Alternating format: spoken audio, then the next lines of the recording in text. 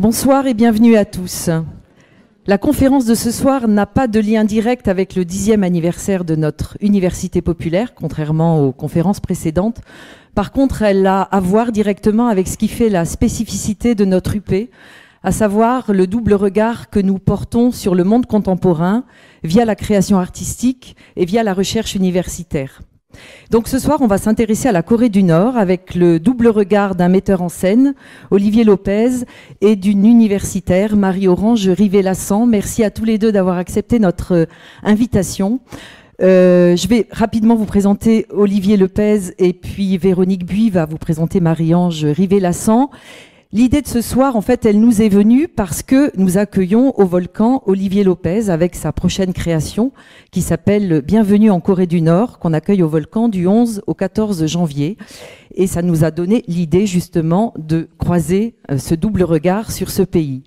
Olivier Lopez, c'est quelqu'un qui s'est intéressé au théâtre il y a une dizaine d'années, après avoir fait des études d'ingénieur en bâtiment.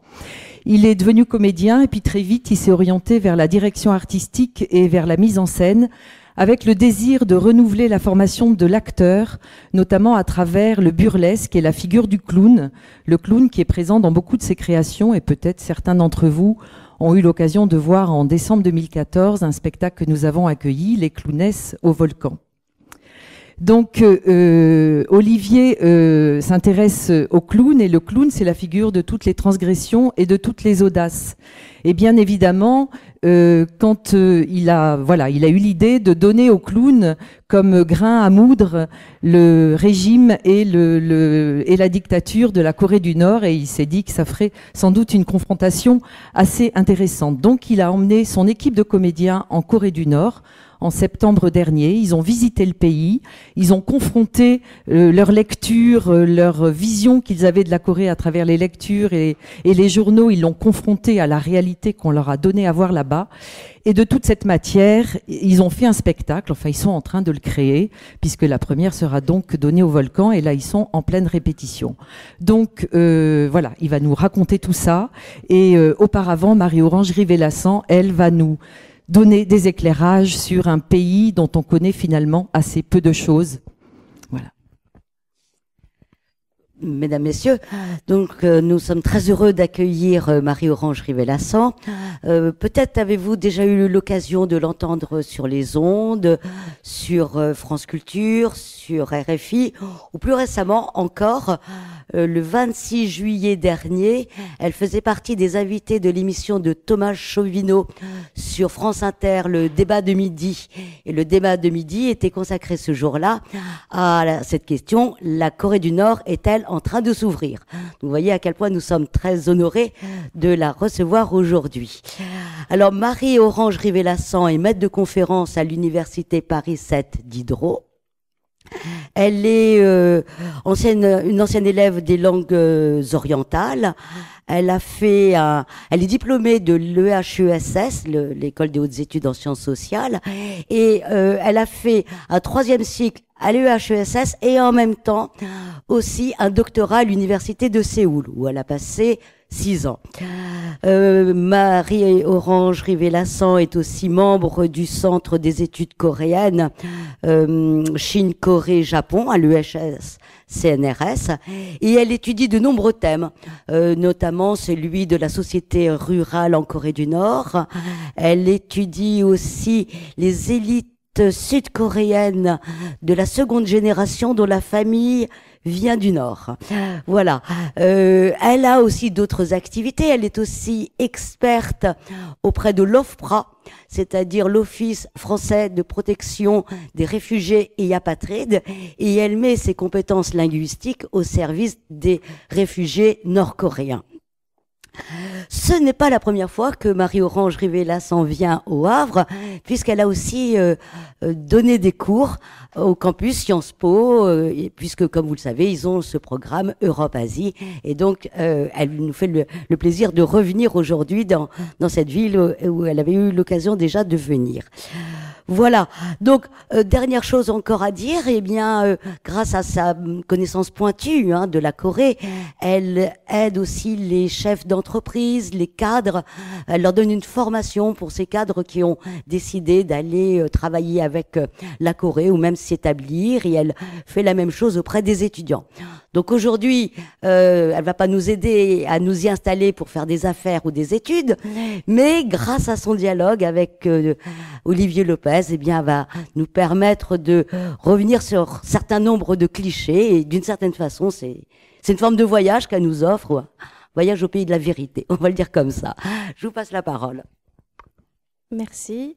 Merci de m'accueillir aujourd'hui ici. Donc, je suis tout à fait heureuse de pouvoir vous parler un petit peu de la Corée du Nord. C'est vrai qu'on a dit beaucoup de choses sur moi, mais en simple, je suis historienne de la Corée contemporaine. Et dans la Corée contemporaine, on a deux Corées, Corée du Nord et Corée du Sud. Donc, la Corée du Nord fait partie donc, de mon domaine de spécialité, même si, vous l'aurez compris, c'est difficile d'y accéder. Donc, moi, personnellement, je suis allée qu'une seule fois en 2009. Mais bon, je travaille et comme vous l'avez entendu, je recueille le récit des réfugiés nord-coréens qui viennent en France. Et donc, c'est pour moi une des sources d'informations donc, sur cette Corée du Nord. Alors, pour commencer, je vous ai mis l'emblème de la Corée du Nord. Cet emblème, en fait, vous voyez qu'il y a en haut une étoile rouge, et ça, c'est l'idéologie du pays. Ce sera donc la clairvoyance des grands leaders. Donc, on va revenir là-dessus.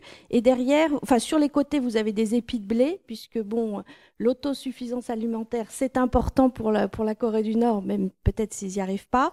Et puis, vous avez notamment des centrales hydroélectriques qui montre que le développement économique est une des priorités, enfin c'est assez important. Et ce qui est écrit en coréen en dessous, c'est le nom donc, de la République populaire démocratique de Corée. Donc c'est la Corée du Nord, c'est une façon simple de parler de cet État, mais bon, c'est cet État qui est là. Alors, ce que je me propose de vous présenter en une cinquantaine de minutes, c'est donc un petit peu d'histoire pour avoir quelques repères, savoir qui sont les Coréens du Nord, cette Corée du Nord, enfin voilà, un petit cadre donc historique. Et puis enfin, après, je vous parlerai de la Corée du Nord d'un point de vue économique, humanitaire et l'État forteresse, c'est-à-dire aussi c'est ce qu'on connaît un petit peu, mais enfin un petit cadre. Et puis j'enchaînerai sur deux visions qu'on peut avoir de la Corée du Nord quand on est comme nous de l'extérieur ou quand on est nord-coréen de l'intérieur. Il y a une vision du monde qui est quand même très différente, donc je vous en ferai part. Ça permet de mieux comprendre les Coréens. Et puis enfin, j'essaierai de faire un tout petit point sur les classes sociales en Corée du Nord, l'organisation de la société et voir quel est leur projet de société pour essayer de les comprendre. Tout d'abord, c'est une carte par satellite en fait qui montre la région. Alors la plus grosse partie, c'est un zoom sur la péninsule coréenne qui se trouve située entre la Chine et le Japon. Et au nord, il y a la Russie. Donc, il y a à peu près 80 km de frontière avec la Russie, au nord de cette péninsule, et puis avec la Chine.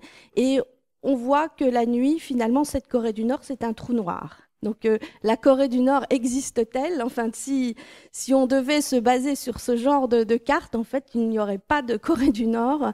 On voit juste un point au niveau de Pyongyang. Hein, c'est le seul point éclairé. Donc, sur les raisons pour lesquelles il n'y a pas de lumière en Corée du Nord la nuit, bon, il peut y avoir plusieurs explications. Certains disent par manque d'électricité, donc tout simplement pour économiser de l'énergie. D'autres disent que c'est un couvre-feu militaire pour préserver en fait des connaissances mondiales sur la Corée en temps de nuit, donc il vaut mieux faire un couvre-feu. En tout cas, c'est vrai que c'est tout à fait marquant dans cette région, à notre époque où vous voyez la Chine notamment, et le Japon, ou même la Corée du Sud, où l'activité c'est jour et nuit, et où on utilise de l'électricité, de l'énergie à tout moment. Pour la Corée du Nord, c'est flagrant qu'il y a quelque chose de différent. Donc on peut avoir ça. Bon. Certains disent que le taux de fécondité en Corée du Nord, qui est très élevé dans la région, vient de là, puisque la nuit, bon, on peut... Alors ça, je n'ai pas de statistiques particulières. C'est vrai qu'on peut contrebalancer ce genre d'informations en disant qu'il y a aussi le taux de mortalité le plus important aussi dans la région. Donc voilà, c'est des choses, enfin des informations très contrastées sur la Corée du Nord qu'il faut savoir prendre en compte pour justement appréhender ce pays. Alors oui, la Corée du Nord n'existe pas. En fait, c'est vrai que il faut nommer un pays, enfin un objet pour qu'il existe, hein, tout simplement. Et c'est vrai que la Corée du Nord, telle qu'elle peut être fantasmée à l'extérieur, telle qu'elle est montrée sur Internet, par exemple sur YouTube, à travers des vidéos, telle que vous allez la montrer tout à l'heure, encore une autre facette, montre que c'est assez difficile de se faire une image exacte et qu'on pourrait plutôt parler des Corées. Déjà, bon, il y a la Corée du Nord et la Corée du Sud, mais même en Corée du Nord, il y a plusieurs facettes. On peut avoir des descriptions du même pays qui amènent à des conclusions assez différentes.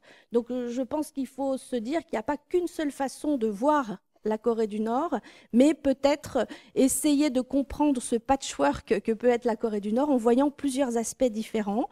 Parfois, on a des absences d'images.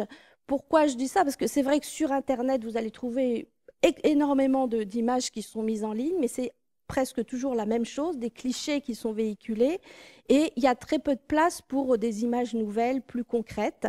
Donc c'est vrai que c'est la même chose pour l'information qu'on peut obtenir à travers les médias. Parfois, une information fait le tour de la planète, ça prend une proportion énorme, et on s'aperçoit finalement que c'était une rumeur, et que c'était gonflé, que c'était pas vrai, ou au contraire que c'était vrai, mais c'est un petit peu exagéré, si vous voulez, de mettre en avant de telles informations. Parfois, il faut relativiser. Alors, sur l'histoire, je ne vais pas, sûrement certains d'entre vous ont déjà base de connaissances, mais je voulais quand même remettre les choses au point. Au début du XXe siècle, la Corée n'était pas du tout divisée. Cette division au niveau du 38e parallèle n'existait pas. Et c'est vrai que la Corée était unie dans les frontières de la péninsule actuelle depuis 1000 ans à peu près. Donc, c'est pas du tout, enfin, cette fracture au niveau du 38e parallèle en Corée aujourd'hui, qui fait qu'il existe une Corée du Nord et du Sud, c'est tout à fait nouveau. Ça date de 70 ans seulement. Donc, c'est pas quelque chose, si vous voulez, qu'on peut expliquer par l'histoire au long terme. Il n'y a pas de frontières naturelles non plus, hein. C'est vraiment en 1945, à la fin de la guerre du Pacifique, de la Seconde Guerre mondiale, il y a la défaite du Japon, donc, après l'envoi des bombes à Hiroshima et Nagasaki, et il faut désarmer donc, les Japonais sur tout leur territoire. Ils avaient énormément de colonies, de territoires en Asie, et notamment la péninsule coréenne qui a été colonisée entre 1910 et 1900 août 1945. C'est à ce moment-là qu'on a divisé le pays en deux, pour des raisons simplement militaires, pour démilitariser donc les Japonais. Et au nord, ce sont les Soviétiques, et au sud, les Américains, alliés de l'époque, qui se chargent, si vous voulez, de gérer le territoire. À ce moment-là, on pouvait très bien passer du nord au sud. Ce n'était pas du tout une frontière étanche. Il y a eu pas mal de mouvements à ce moment-là. Il se trouve, comme vous devez le savoir, que la guerre froide a commencé à partir de 1947 à peu près, à faire rage, et donc les alliés de 45, d'août 45, sont devenus ennemis, et donc n'ont pas réussi à s'entendre, et de ce fait, la gestion commune de ce territoire est devenue difficile. Et c'est pour ça qu'en 1948, au lieu d'attendre 2 ans, au départ, il y avait une tutelle de 5 ans qui était prévue pour la Corée, mais finalement, ça n'a duré que 3 ans, et les alliés de l'époque se sont retirés de la péninsule. Il y a eu des élections qui ont été controversées et finalement, il y a eu la création de 2 États qui ont adopté donc l'idéologie au nord des soviétiques, donc une idéologie communiste, et puis au sud, l'idéologie des Américains, c'est-à-dire capitaliste.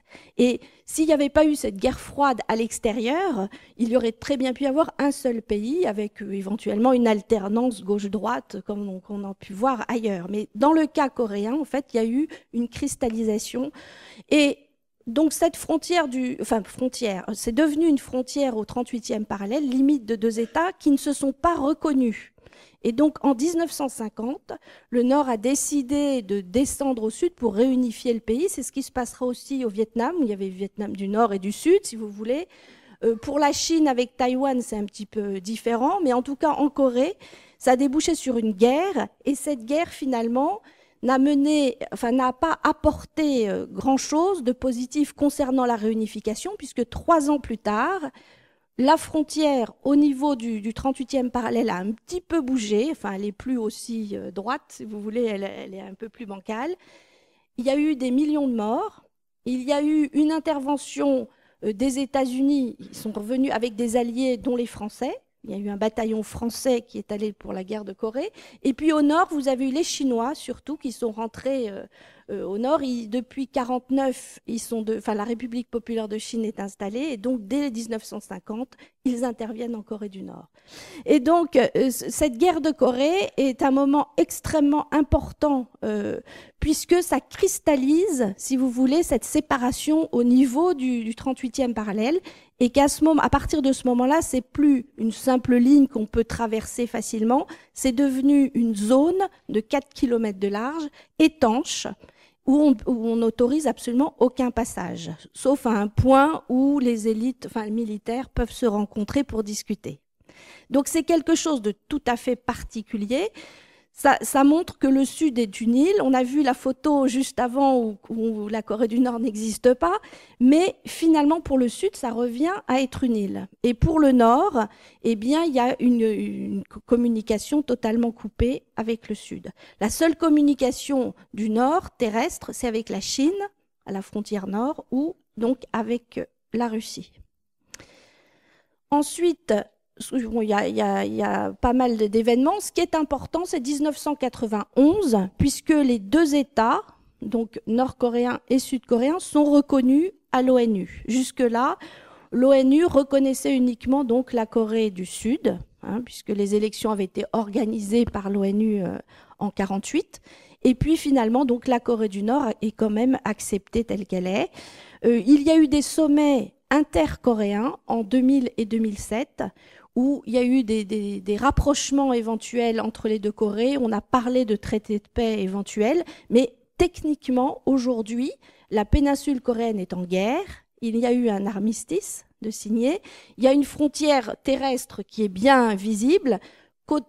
Au niveau de la mer, la frontière est contestée. C'est pour ça qu'on a souvent dans l'actualité des informations sur des batailles navales éventuelles, quelques tirs, etc. Des problèmes. Ça, c'est vraiment lié au fait que la guerre n'est pas terminée. Les frontières, si vous voulez, de ces deux États ne sont pas fixées au niveau maritime. Voilà. Donc ça, c'est quelque chose d'important. Donc, on a clairement aujourd'hui deux États qui se font face, qui se construisent l'un par rapport à l'autre. Et ça, c'est important pour comprendre la mentalité de des Coréens du Nord.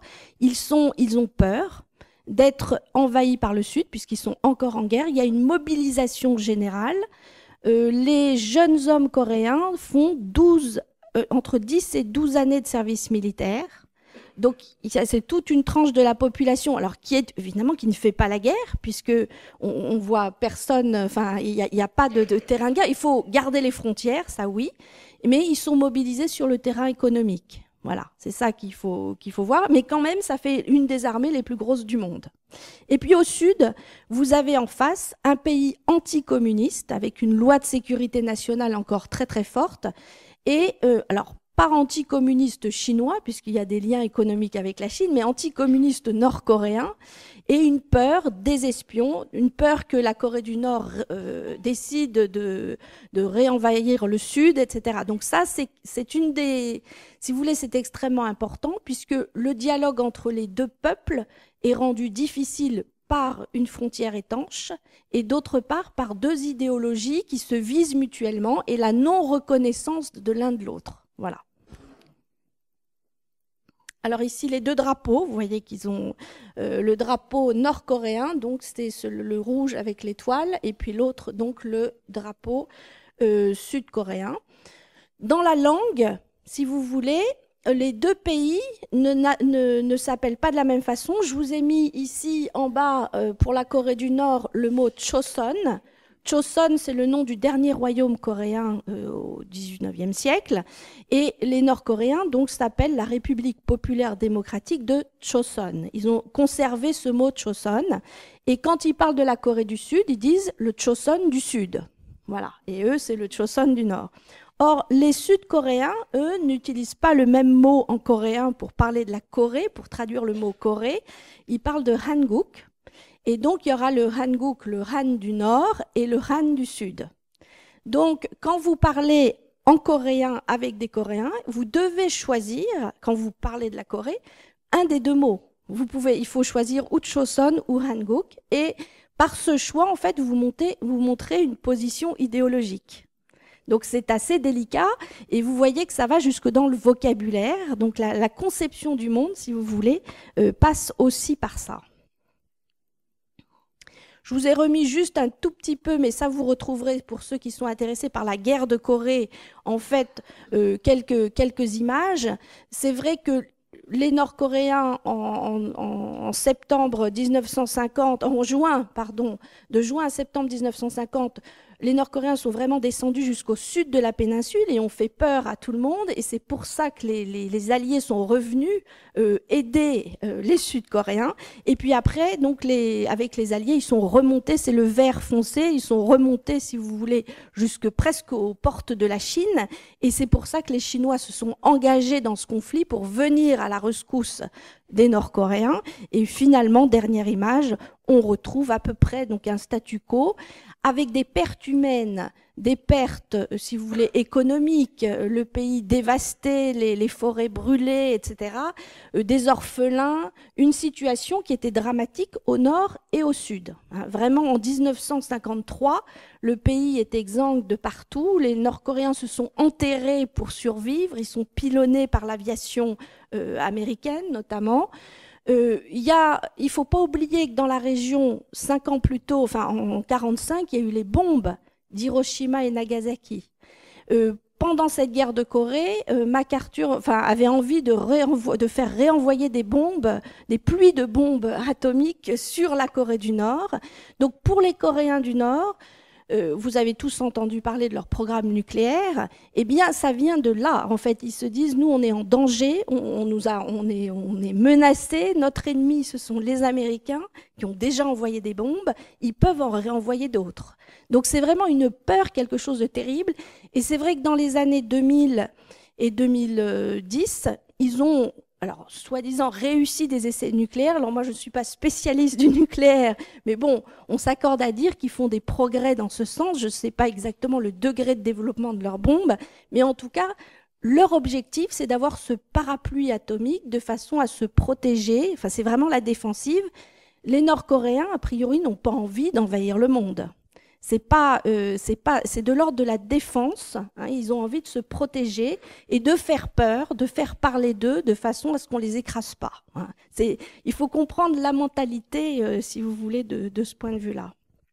Alors, je le mentionnerai à la fin, mais si ça vous intéresse, il y a un documentaire qui a été fait par Pierre-Olivier François sur justement l'histoire contemporaine de la Corée, et on parle de tout ça. Il a interviewé et des Nord-Coréens et des Sud-Coréens qui donnent la parole, et ça a été produit, ce documentaire, par Arte il y a 3 ans, je pense. Et donc, bon, ça peut être intéressant pour comprendre la mentalité de part et d'autre et la vision. Alors là, juste pour vous montrer Panmunjom, ces 3 petites maisons bleues, en fait les maisons de l'ONU, c'est là où se rencontre, si vous voulez, un point de rencontre entre les militaires donc du Nord et du Sud. Alors la frontière qu'on aperçoit ici sur la carte, telle que, voilà, elle n'est pas toute droite au niveau du 38e parallèle, comme vous voyez, elle est un petit peu plus courbe.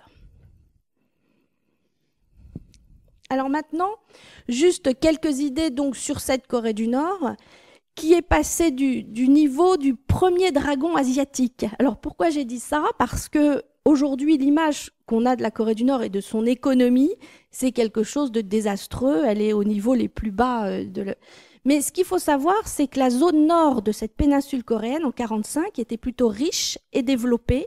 Les Japonais avaient concentré tout leur effort d'industrialisation dans cette zone. Donc c'était très riche au niveau minerai. Donc là, il y avait pas mal de choses. Au niveau aussi électricité, beaucoup de montagnes, donc des barrages hydroélectriques développés. C'était vraiment plutôt un Eldorado économique dans la région qu'autre chose. Et c'est vrai qu'après la guerre de Corée, fin des années 50 et dans les années 60, le niveau économique de la Corée du Nord était beaucoup plus élevé que le niveau économique de la Corée du Sud, qui était plus agricole, plus arriéré, si vous voulez. Et donc, dans le monde soviétique, le marché du travail nord-coréen était plutôt attracteur, ou attractif, je ne sais plus. Et donc, il se trouve qu'il y a de la main-d'œuvre qui est venue de l'extérieur pour travailler en Corée du Nord.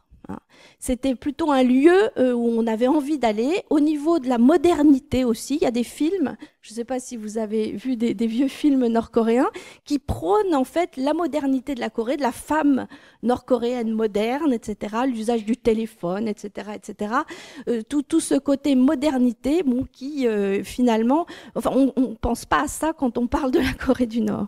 Alors c'est vrai que il y a eu donc ce succès économique de type collectiviste et qui s'est développé en même temps que l'élaboration du culte de la personnalité du leader. C'est vrai que tout s'est focalisé autour de Kim Il-sung, donc ce monsieur Kim, le grand-père, puisque maintenant il y a eu le fils Kim Jong-il et puis maintenant le petit-fils Kim Jong-un, mais avant de devenir si vous voulez, une dynastie rouge, eh bien, au départ, c'était un homme qui avait, pendant la colonisation japonaise, combattu les Japonais. Il avait même été intégré dans l'armée soviétique. Donc c'est quelqu'un de particulier, qui avait été choisi parce qu'il parlait russe après 1945. Donc c'était surtout ça. Au sud, c'est un autre indépendantiste qui parlait américain, enfin qui avait vécu à Hawaï, qui a été choisi en Corée du Sud. Voilà, chacun choisissait dans son camp. Peu de gens parlaient coréen, c'est ce qu'il faut savoir aussi, donc c'est pour ça que la question linguistique est importante. Et c'est vrai donc, pour finir sur ça, il y a un succès, si vous voulez, en tout cas à cette époque-là, dans les années 60, fin 50, 60, la reconstruction, et puis donc jusque dans les années 70. Petit dragon, donc dragon asiatique. Les autres dragons, par la suite, dans les années 80, ce sera Taïwan, Singapour, Hong Kong et la Corée du Sud. Mais avant eux, c'était donc la Corée du Nord. Les années 90 vont changer énormément de choses pour la Corée du Nord. Déjà, fin des années 80, il y a un essoufflement du système collectiviste. Le rendement n'est pas aussi bon, en tout cas, perte de vitesse par rapport au Sud. Et ils sont toujours en train de se comparer. La Corée du Nord a cessé de publier des indicateurs économiques à partir du moment où la Corée du Sud l'a dépassé, si vous voulez. Donc c'est pour ça que parfois, pour la Corée du Nord, on a du mal à avoir des informations. Mais bon, il y a des choses qui passent quand même. Les années 90, il y a des choses très importantes. Il y a la chute du mur de Berlin, quelques années plus tôt, et donc l'effondrement de tout ce réseau de pays frères soviétiques. Et c'est vrai, chacun va se débrouiller. Et pour la Corée du Nord, c'est vrai que ça va être quelque chose de dramatique. Elle pourra plus payer, par exemple, en charbon, l'électricité, enfin, ou le pétrole qu'elle achetait, etc. Il y a une remise en question d'énormément de choses. Et finalement, toutes ces infrastructures qui étaient modernes, eh bien, ça va devenir obsolète. On va plus avoir les pièces détachées des avions, des tramways, etc. Ça va devenir beaucoup plus difficile de faire tourner cette machine. Et à cela va s'ajouter des problèmes dus à des intempéries dans les débuts 90, des grandes inondations qui vont inonder les mines, par exemple, ou bien des grandes sécheresses qui vont faire que les récoltes ne vont pas donner, etc. Et donc, vous avez dû entendre parler à la moitié des années 90 d'une famine énorme qui a coûté peut-être la vie à 1 million de personnes. On n'a pas le chiffre exact, mais qui a des conséquences qui vont au-delà de ces premiers morts. C'est la malnutrition de toute une génération. Et pour prendre la mesure de ça, il suffit de voir ce qui a été publié il y a 2-3 ans par les Nord-Coréens. C'était la taille minimale pour aller faire son service militaire. Et c'était 1,42 m. Donc vous imaginez que si on est obligé de descendre à ce point, alors c'est vrai qu'ils veulent avoir beaucoup de militaires, mais quand même, si vous voulez descendre à ce point cette taille, ça montre bien qu'il y a, et ce sont des gens qui étaient enfants il y a 20 ans, donc justement pendant cette période de famine. Donc les répercussions sont importantes. Je parlais également de problèmes de malnutrition chronique liés, enfin, des femmes enceintes, et ça, il y a des associations internationales qui vont en Corée du Nord et qui ont fait des rapports là-dessus. C'est vrai, la mortalité infantile est forte parce que les mères n'ayant pas été suffisamment bien nourries, les enfants non plus, et donc il y a des répercussions importantes. Alors, bien sûr, vous le mentionnez, mort de Kim Il-sung. Alors, lui, je ne sais pas si c'est une catastrophe naturelle ou si pour la famine ça a influencé ou pas, mais il n'est pas mort de faim, je vous rassure. Mais c'est vrai que ça correspond, ce tournant du début des années 90, fin mi-90, vraiment à la fin d'une ère, l'ère de prospérité de la Corée, si vous voulez, et le passage à quelque chose de nouveau, incarné par le fils, donc Kim Jong-il, qui, après 3 ans de deuil, etc., va changer la constitution, essayer de moderniser, si vous voulez, ce pays, et notamment en faisant évoluer le système collectiviste. Alors, il va y avoir, les gens vont avoir le droit petit à petit à vendre des objets, des surplus, des choses dans les marchés.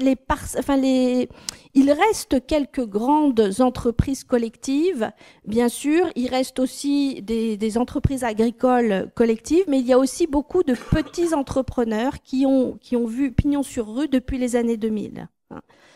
Donc ça, c'est important de le signaler. Les gens, après cette grande famine des années 90, il y a beaucoup de gens qui ont décidé de quitter le pays pour aller trouver de la nourriture en Chine. Donc le flot des réfugiés date de cette période-là. Avant, il y avait quelques réfugiés politiques des élites qui avaient pris la fuite, mais c'est vraiment le flux massif où on a vraiment des milliers de personnes qui passent la frontière, le fleuve gelé l'hiver pour pouvoir manger. Ça, c'est vraiment dans les fins des années 90, début 2000. Et puis, on a au sud donc un pays qui évolue avec, pour résister, si vous voulez, pour faire en sorte que les gens ne se révoltent pas, etc. Donc avec des incitations, l'ouverture un peu d'économie de marché de temps en temps, des réformes monétaires, mais des réformes monétaires qui ont aussi vu une reprise en main du pouvoir très forte. C'est-à-dire, il y avait eu, je crois, en 2002, une dévaluation. À un moment donné, on a changé la monnaie pour faire en sorte que les nouveaux riches n'existent plus. Vous aviez le droit de changer à la banque qu'une certaine somme fixe par personne. Donc ça remet les compteurs à zéro pour tout le monde. Donc, en même temps, on encourage, et les Nord-Coréens sont les premiers à vouloir faire du business, si vous voulez, à pouvoir trouver des solutions pour faire vivre leur famille, payer des études, etc. Il faut maintenant payer un loyer. Avant, vous n'aviez presque pas de salaire, mais tout était gratuit.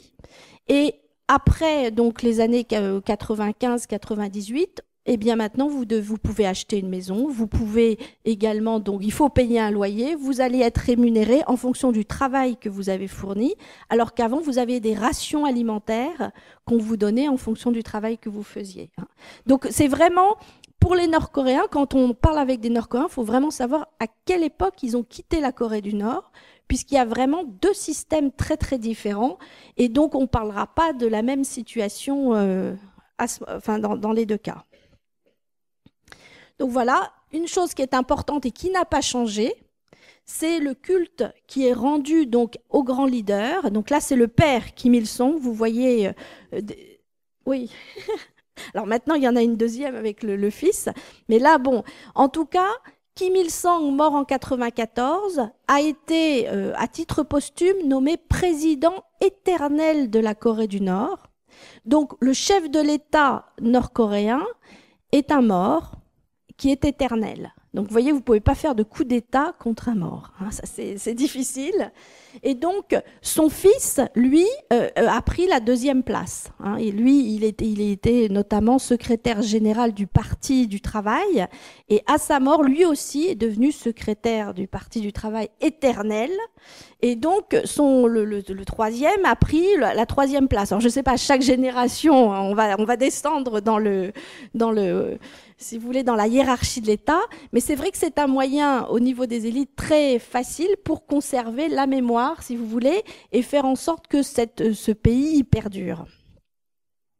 Alors ici, je vous ai mis 3 images, parce qu'il faut évidemment parler aussi des droits de l'homme en Corée du Nord.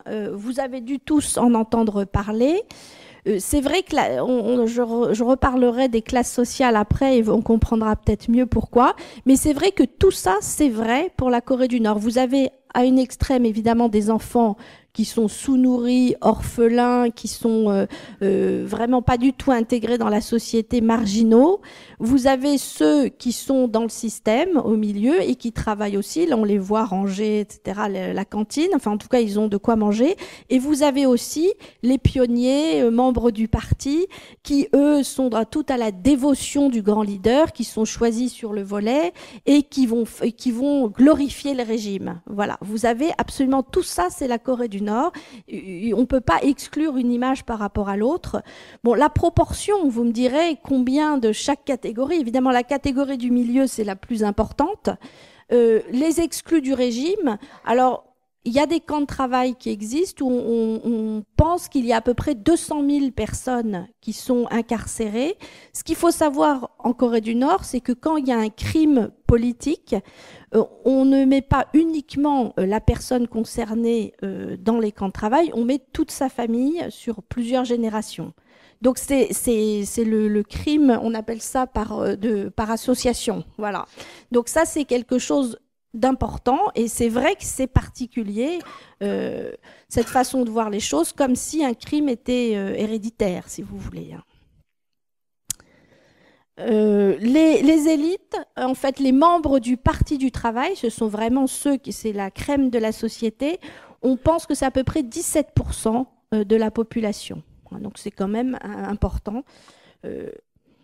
Et puis au milieu, donc vous avez la classe politique, enfin la classe plus neutre, si vous voulez, mais qui est utile pour le régime.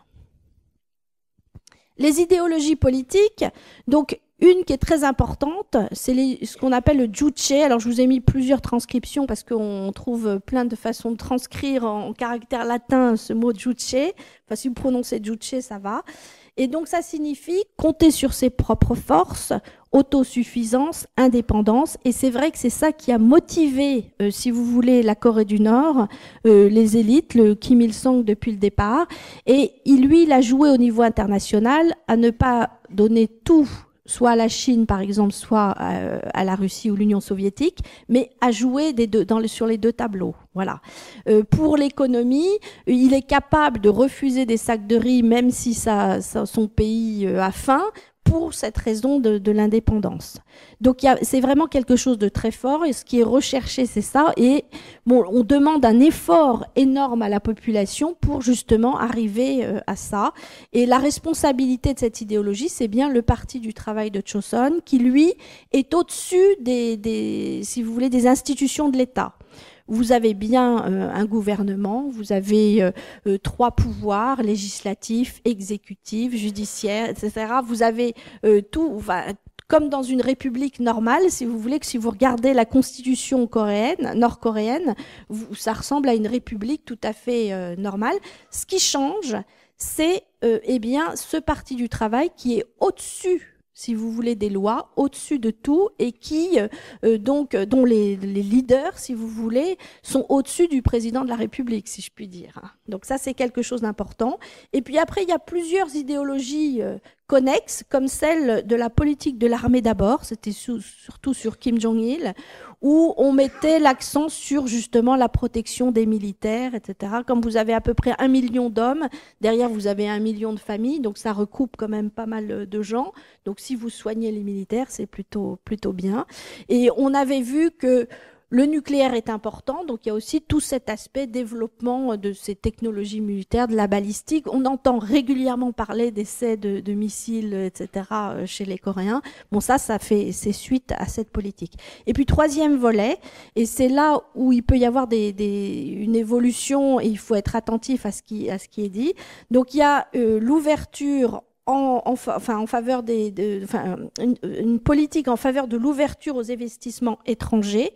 Alors, ça date des années 80, hein, il y avait ça inscrit dans la Constitution, mais c'est vrai que les Chinois investissent beaucoup, par exemple, en Corée du Nord. Les Sud-Coréens avaient investi, mais avec la présidente actuelle, le complexe de Kaesong, où il y avait des entreprises donc sud-coréennes implantées en Corée du Nord, a fermé il y a 2 ans.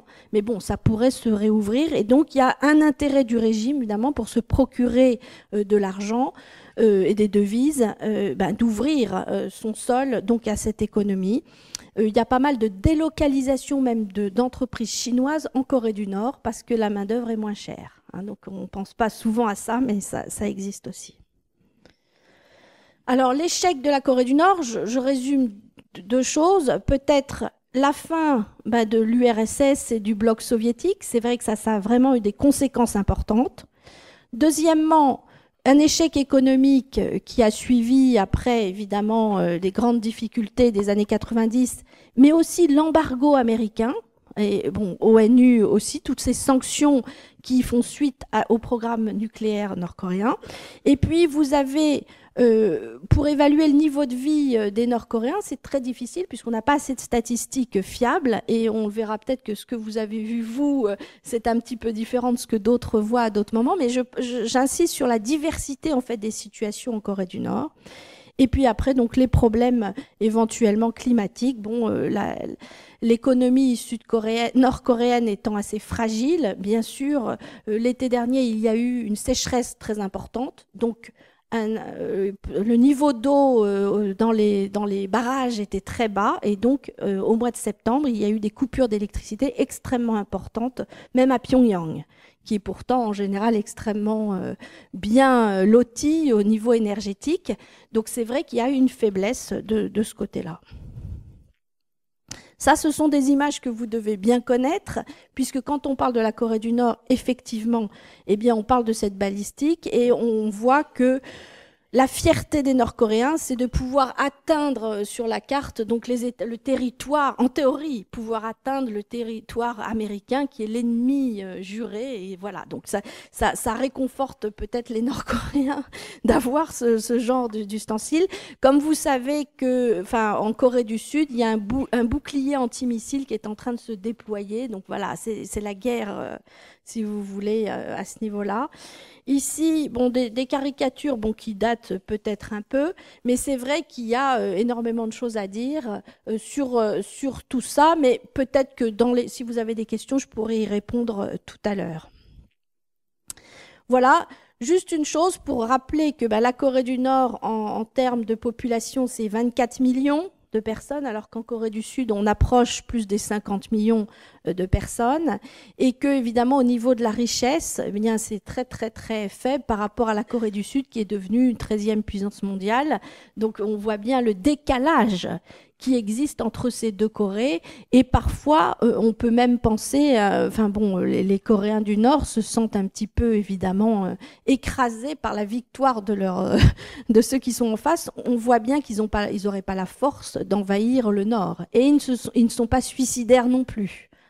Donc ça relativise un petit peu la dangerosité de la Corée du Nord à l'international, même si des militaires de plusieurs pays évidemment critiquent donc le nucléaire nord-coréen et la prolifération d'armes de destruction massive, etc. Alors voilà la force de l'armée nord-coréenne, c'est ça aussi. Donc vous avez sûrement déjà vu tous ces grands défilés qui ont lieu à tous les anniversaires. Ça, c'est une des images de la Corée du Nord. Je ne sais pas si vous avez vu, vous nous direz ce genre d'image, mais c'est aussi un des aspects de cette Corée du Nord. Ça, c'est à Pyongyang, donc. Alors, les visions, eh bien, j'en en a déjà un petit peu parlé. Donc, ce qui est important de voir, c'est que au Corée du Nord, aujourd'hui, ils ont toujours peur de la menace donc américaine liée aux Sud-Coréens. Donc il y a vraiment certains, enfin dans les écoles, on leur dit ils vont venir vous égorger demain. Donc il y a vraiment une peur panique. Et Corée du Sud aussi, on dépeint la Corée du Nord comme des gens qui pourraient. Alors en Corée du Sud, les jeunes générations, en fait, ont de moins en moins d'inquiétudes et d'intérêts. Ça banalise, en fait, tout ce qui se passe avec la Corée du Nord. Mais les personnes plus âgées conservent la mémoire de la guerre de 1950. Et là, il peut y avoir des réactions beaucoup plus fortes. Donc, c'est important. Ce qu'il faut comprendre, c'est la place de la République populaire de Chine dans ce scénario et dans cette vision du monde, puisque la Chine, c'est vraiment la baleine, et on dit toujours que la péninsule coréenne, c'est la crevette. Alors, Corée du Nord, c'est une demi-crevette même, donc c'est vraiment tout petit, c'est plus petit même qu'une province chinoise, si vous voulez. Mais c'est important, stratégiquement et géopolitiquement pour la Chine, pour éviter que les États-Unis s'approchent trop près de son territoire. Et c'est vrai que là, il y a des enjeux qui sont régionaux ou internationaux qui vont au-delà, bien sûr, du bien-être du peuple coréen lui-même. On verra peut-être tout à l'heure d'autres photos, mais vous voyez deux villes. Ici, c'est Pyongyang, ici, c'est Séoul.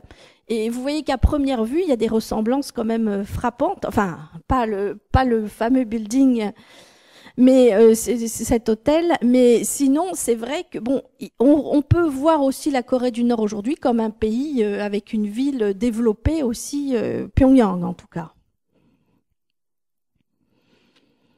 Ce qui est important, on pourrait se poser la question, est-ce que les Nord-Coréens veulent la paix? Est-ce qu'ils veulent la réunification? Ou est-ce qu'on veut le statu quo? Voilà, c'est ça. Si on interviewe les Nord-Coréens, il y a bien le ministère de la réunification. Et dans le programme, en fait, le traité de paix est voulu. Encore en 2015, ils ont demandé, réclamé de pouvoir faire des négociations pour signer un traité de paix. Et ça a été refusé donc par les Américains, puisqu'ils sont en guerre contre les Alliés. Donc ça passe par les Américains.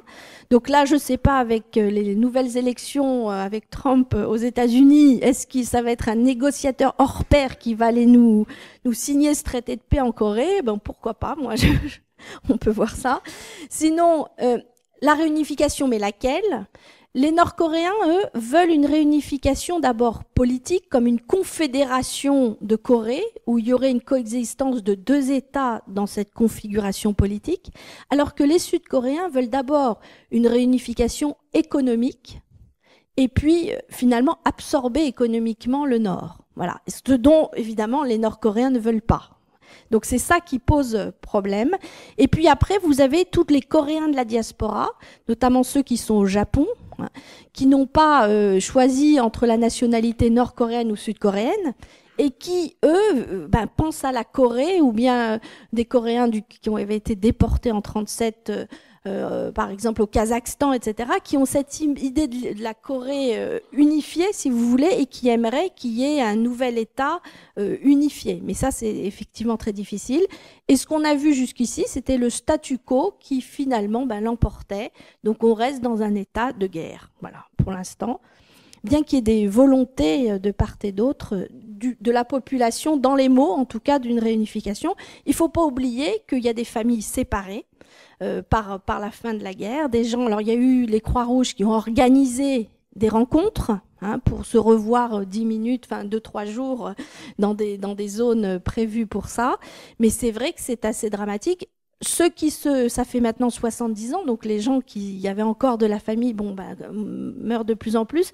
Les seconde ou troisième générations sont moins intéressées par ces retrouvailles. Et c'est vrai, quand j'interviewe des gens de la deuxième génération, ils disent, moi j'aimerais bien aller en Corée du Nord, par exemple pour ceux qui sont au sud, pour aller voir juste le lieu de mes ancêtres. Bon, je m'y installerai pas, mais bon, j'aimerais voir. Et pour l'instant, selon la loi sud-coréenne, c'est interdit. Donc ça, c'est quelque chose. Il pourrait y avoir des aménagements, de la souplesse, des échanges progressifs, mais pour l'instant, non. Ça, c'était l'an 2000, quand c'était avec Kim Jong-il donc et Kim Dae-jung, les deux, enfin président Kim Dae-jung sud-coréen, et donc les premiers contacts avec un sommet qui s'était passé à Pyongyang, et c'est vrai que ça avait ouvert des portes pendant une dizaine d'années, et puis depuis le retour des conservateurs sud-coréens au pouvoir, il y avait une fermeture en Corée du Sud vis-à-vis de la Corée du Nord. Oui, allez-y. C'est frustrant pour moi depuis tout à l'heure. Non, juste sur cette image-là, parce que je trouve qu'elle est importante. En 2000, il y a aussi Madeleine Albright, oui, du gouvernement Clinton, qui va en Corée du Nord. Et les relations entre les États-Unis, la Corée du Nord sont à ce moment-là bien meilleures. Il y a même vraiment des perspectives de, on va dire, de pacification, je sais pas, enfin que tout ça aille mieux. Et malheureusement, il va y avoir un attentat aux États-Unis un peu après, qui concerne absolument pas la Corée du Nord, mais Bush va inscrire la Corée du Nord sur l'axe du mal, de manière assez inopinée. D'ailleurs, on n'a jamais vraiment compris pourquoi. Il y avait l'Iran, l'Irak et la Corée du Nord. Pas qu'il y ait que des musulmans. Il n'y a pas de musulmans en J'ai Corée une réponse du Nord, ce soir. Voilà. Et à partir de ce moment-là, qu'ils sont replacés sur l'axe du mal, on va dire les choses s'empirent. Et pour la Corée du Nord, il y a une logique finalement relativement autistique qui consiste à jamais répondre, à essayer de faire peur. C'est-à-dire, est-ce que vous avez des armes de destruction massive ? Oui, on en a, donc ne nous envahissez pas. Vous pouvez nous les montrer. Non, on vous les montrera pas, mais on en a, on peut les faire sauter jusqu'aux États-Unis. Il y a une espèce de technique permanente finalement de travailler comme ça sur on va impressionner, même si peut-être que derrière il n'y a pas vraiment de grosses capacités nucléaires. Oui. En fait, pour le gouvernement nord-coréen, l'important c'est que le régime perdure, puisque l'intérêt du leader en place, c'est de garder son poste. Et donc, c'est vrai que de brandir la menace extérieure permet de maintenir tout le monde assez droit et éviter les révoltes. Il y a eu des révoltes en Corée du Nord qui ont été matées de façon très dure. Il y a eu des tentatives de coup d'État. Récemment, vous avez dû voir sûrement soit l'oncle du grand leader qui a été tué, exécuté. Il y a eu des scènes d'exécution publique depuis les années 90 assez récurrentes pour justement contrôler un peu la société. Il y a eu plus récemment le chef des armées qui lui aussi a été dégagé parce qu'il somnolait pendant une réunion. Vous voyez, il y a des choses comme ça. Il y a des choses... Pardon ? Je crois que le chef des armées, il est vivant. Il est redevenu C'est-à-dire vivant. que ce qui est assez compliqué finalement sur la Corée du Nord, c'est que régulièrement on a des informations qui nous viennent, mais qui sont des informations relayées par nos médias, et les sources de ces informations, c'est en général le gouvernement de Corée du Sud ou le japonais. Et c'est très très compliqué parce que donc quand on appelle les Nord-Coréens pour leur demander si c'est vrai, ils répondent pas. Donc il y a jamais aucune information qui est vérifiée. Et cette idée du ministre des Affaires militaires qui aurait été exécuté à coups de missiles, on a vu ça vraiment beaucoup dans les médias. Nous, on était en Corée du Nord un peu de temps après, et en fait, il était vivant. Et vous l'avez vu au bar du coin. Non, moi, je l'ai pas vu, mais il est réapparu depuis. Et quand ils réapparaissent, quand ces dignitaires qu'on nous a dit qu'ils étaient morts, etc., ils réapparaissent, en fait, ça c'est précisé. Vous retrouverez les articles, mais c'est moins. Ça prend moins de place qu'au début. Ouais. Et il y a une mécanique comme ça d'information qui est très très difficile à mener. Lorsque nous étions en Corée du Nord, on a eu la chance d'y être en même temps que Édouard Georges, qui est en fait le premier Français à avoir investi en Corée du Nord. C'est un homme d'affaires qui a ouvert des hôtels et des parcours touristiques. Et d'ailleurs, c'est pour ça qu'on l'a rencontré, c'est parce qu'on faisait un parcours touristique. Et lui rencontrait à ce moment-là le ministre du Tourisme. Et c'est lui qui nous a dit, j'ai rencontré le ministre du Tourisme. A priori, il n'est pas mort, le fameux ministre des Affaires militaires. Voilà, est-ce de l'intox ou de l'info? Voilà. C'est ça. C'est-à-dire que de façon permanente, tout ce qui nous vient est toujours à prendre avec beaucoup de pincettes, puisque actuellement on est en guerre, par exemple, contre l'État islamique. On n'imaginerait pas demander à l'État islamique ce qui se passe dans notre pays. Alors que nous, on demande régulièrement à la Corée du Sud, ce qui se passe en Corée du Nord. Et évidemment, ils nous racontent des choses assez invraisemblables, comme par exemple que le Kim Jong-un a fait exécuter sa compagne à cause d'une sextape. Ça, c'est un titre qui était dans Paris Match. Et alors ça peut venir de Hong Kong, parce que à Hong Kong, il y a pas mal de fins farceurs qui lancent des rumeurs sur la Corée du Nord. C'est très vendeur. Hein. Donc et la femme est réapparue, en effet, quelques temps après. Et puis à ce moment-là, on dit, ah bah non, elle est passée par un camp de redressement, sans doute, hein, parce qu'elle a quand même un peu maigri. Mais sans doute, c'est pas vrai, parce que moi, par exemple, j'ai pas vu beaucoup de caméscopes où il n'y a pas d'internet. Enfin, il y a un petit intranet maintenant, mais vous savez, une sextape, en général, il faut du matériel numérique, il faut mettre ça sur internet. Ce qui semble, en fait, être totalement absurde quand on voit le niveau de développement technologique du pays. Non, là, je dirais pas ça. Au niveau... non. Alors, justement, la proximité de la Chine fait qu'il y a énormément de matériel informatique et l'accès à Internet dans toute la zone frontière. Et donc, effectivement, on peut tout à fait arriver, alors pas sur l'intranet qui est très contrôlé, mais il communique tout à fait avec l'étranger. Donc, il y a pas mal d'informations numériques, qui passent, et notamment des clés USB, c'est vraiment tout petit, et on peut faire circuler les clés USB. Alors, je ne sais pas sur cette affaire-là précisément, mais c'est vrai que ça, c'est une des forces de la Corée du Nord. Ils ont développé beaucoup l'électronique, et enfin, en tout cas l'informatique, et donc pour contrôler leur pays, mais aussi pour comprendre ce qui se passe dehors. Et il y a des cas de hacking, enfin où ils sont intervenus donc à l'extérieur du territoire, et la guerre, justement, leurs militaires, ils les mettent plus sur le niveau internet, si vous voulez, que au niveau de troupes sur le terrain. Hein, voilà, donc ils mettent quand même l'accent sur la technologie. Ça, au niveau technologique, ils sont quand même très très forts. Ils ont notamment à l'université Kim Il-sung, donc à Pyongyang, des départements de mathématiques, etc., qui sont de très bon niveau. Hein, donc là, bon. Mais il y a en effet, il n'y a pas de YouTube ou de choses comme ça avec Kim Jong-un qui fait l'amour avec sa compagne. Et ça, c'est vraiment. Je prends cet exemple-là parce qu'il est typique au niveau de l'évolution technologique du pays. On peut truquer, bien sûr, les images, etc. Donc c'est effectivement, il peut y avoir des choses qui ont été faites, notamment par les Chinois, hein, qui sont très actifs. Au niveau du hacking, il y a eu.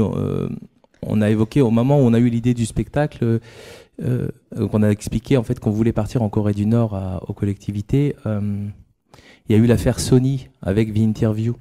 Vous savez, Sony, la major américaine, se préparait à lancer un film qui s'appelait The Interview, qui était une caricature en fait du dictateur Kim Jong-un.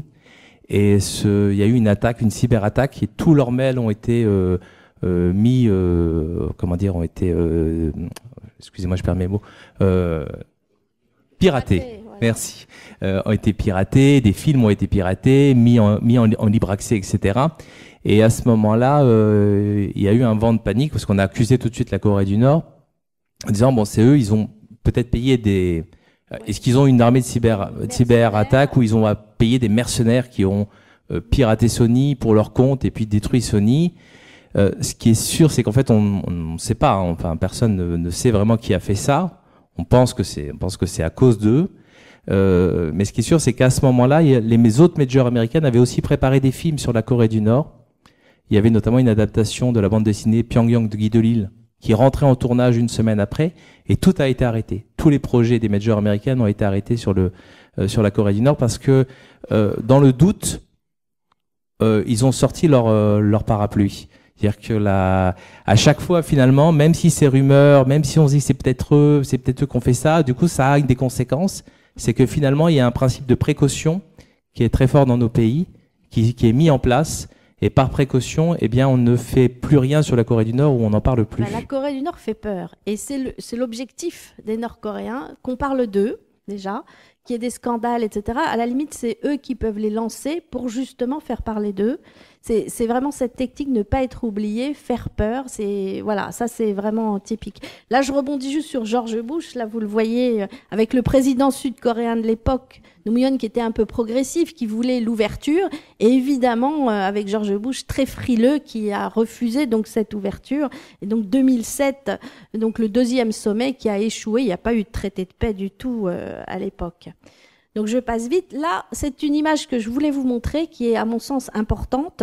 Pourquoi? Alors en bas, je ne sais pas si vous voyez bien, tout ce qui est en bas, c'est pas des fleurs, c'est le peuple nord-coréen. Voilà. Donc vous voyez la représentation nord-coréenne. Alors ils adorent ce genre de portrait où on voit les grands leaders. Là vous avez là des enfants qui sortent du lot. Hein. C'est très important pour eux de faire sortir du lot des enfants, des petits génies, etc. Et donc vous voyez ces grands leaders avec le peuple à leurs pieds et cette dévotion pour eux. À chaque fois, enfin à chaque enterrement de leader, il y a eu vous avez peut-être vu ces scènes où ils se mettent à pleurer, etc. Pourquoi? Parce que il y a un attachement. Alors certains parlent de secte, hein, comme si le gourou meurt. Enfin, tout le monde se trouve désemparé sans le gourou. Il y a cette dimension tout à fait, enfin à mon avis, quasi mystique qui existe et qui explique pourquoi il y a cette pérennité du régime hein, aussi. Il y a la manipulation de l'information, mais il y a ce culte de la personnalité qui est extrêmement poussé.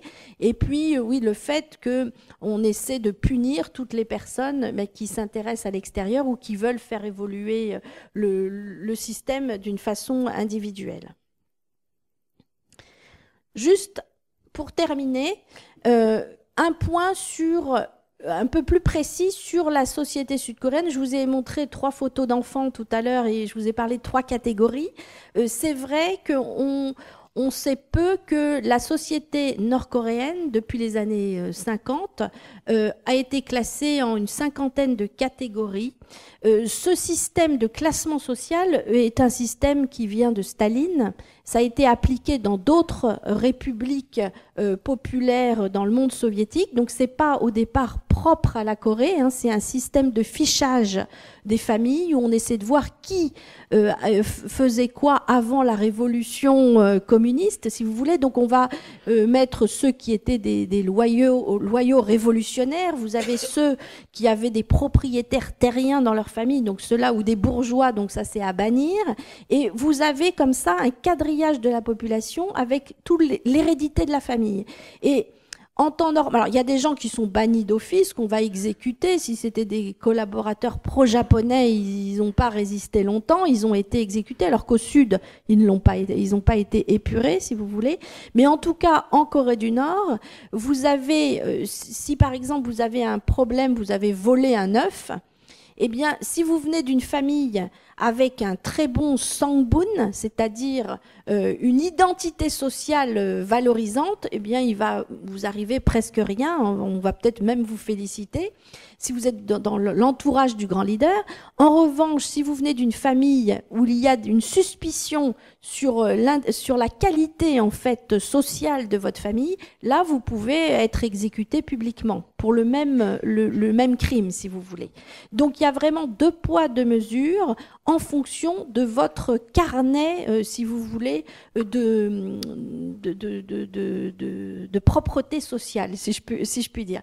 Et c'est là où l'informatique joue, puisque les Nord-Coréens, en fait, ont informatisé ce système. Donc maintenant, quand on vous repère quelque part, eh bien, tout de suite, on peut avoir vos fichiers. Avant, on pouvait faire disparaître des fiches papier, parce qu'évidemment, il y a de la corruption partout, à tous les étages en Corée du Nord. On peut payer quelqu'un pour faire disparaître un dossier. Mais finalement, sur l'informatique aussi, vous pouvez payer quelqu'un pour faire disparaître des informations. Donc ça, c'est quelque chose d'important. Donc, pour les catégories, ce qu'on appelle central, les tomates, c'est-à-dire vous êtes rouge à l'extérieur et à l'intérieur, donc vous êtes pur communiste. Là, c'est la bonne classe. Vous avez les pommes, c'est-à-dire que vous êtes rouge à l'extérieur, mais blanc dedans. Donc là, il y a possibilité de vous rééduquer s'il y a un problème, hein, politiquement. Et puis les raisins qui sont tout noirs. Et là, bon, ben, c'est vraiment très mauvais. C'est d'après Kim Il-sung, donc en 58 déjà, il avait donc établi clairement ces catégories. Certains disent que ce système n'est plus aussi utilisé à partir de la fin des années 2000 et que maintenant l'argent remporte tout. Si vous avez de l'argent, en fait, vous pouvez racheter des défauts sur ce plan, si vous voulez, de la personnalité sociale, hein, si je puis dire. Donc ça, c'est quelque chose, mais qui est encore important. Un élève à l'école, quand il arrive à peu près au lycée, enfin même collège et au lycée, on lui demande en début d'année de noter son sangbun. Il y a des 51 catégories, donc il faut que vous mettiez la bonne catégorie. Et en fonction de ça, vous n'allez pas avoir le même traitement de la part du professeur. Donc ça, il y a des conséquences importantes.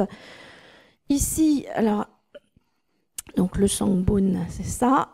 L'impact sur la vie quotidienne, c'est vraiment l'entrée dans le parti du travail. Tout le monde n'est pas éligible, hein, même si beaucoup voudraient. Le système pénal, je l'ai vu, il y a 2 poids 2 mesures. Le camp de travail éventuellement pour ceux qui sont vraiment hostiles et qui en plus ont fait des choses inacceptables. L'emploi, bien sûr, vous ne pouvez pas choisir votre travail si vous venez pas de la bonne catégorie. Pour entrer dans l'armée aussi, il faut avoir, donc comme ce sont des privilégiés, donc il faut avoir ça. Jusqu'à dans les années 90, la ration de nourriture que vous recevez aussi était liée à votre catégorie. Le niveau d'éducation, dans quelle école vous pouvez prétendre aller, etc., c'était lié. L'attribution du logement. Alors maintenant, on peut acheter le logement. Donc c'est des riches qui auraient un mauvais, si vous voulez, entre guillemets, une mauvaise classe sociale, enfin, etc., pourraient s'en sortir un peu mieux. La religion aussi. Et puis les soins médicaux, bien sûr, et puis donc les familles, tout ça c'est important. Ce qu'il faut voir, c'est ce côté héréditaire. Si jamais vous êtes condamné par la justice, ça entraîne non pas votre femme, puisqu'elle appartient si vous voulez, dans la tradition coréenne, la femme vient d'une famille extérieure, donc elle n'est pas dans la lignée proprement dit, donc elle ne sera pas entachée, elle divorce, puis elle part de son côté. En revanche, les parents, les enfants et les petits-enfants sont pris dans ce système. On les conséquences donc de ce sangbun. Voilà. Je passe, parce que je pense que le temps est presque passé. Je termine juste sur les 10 commandements.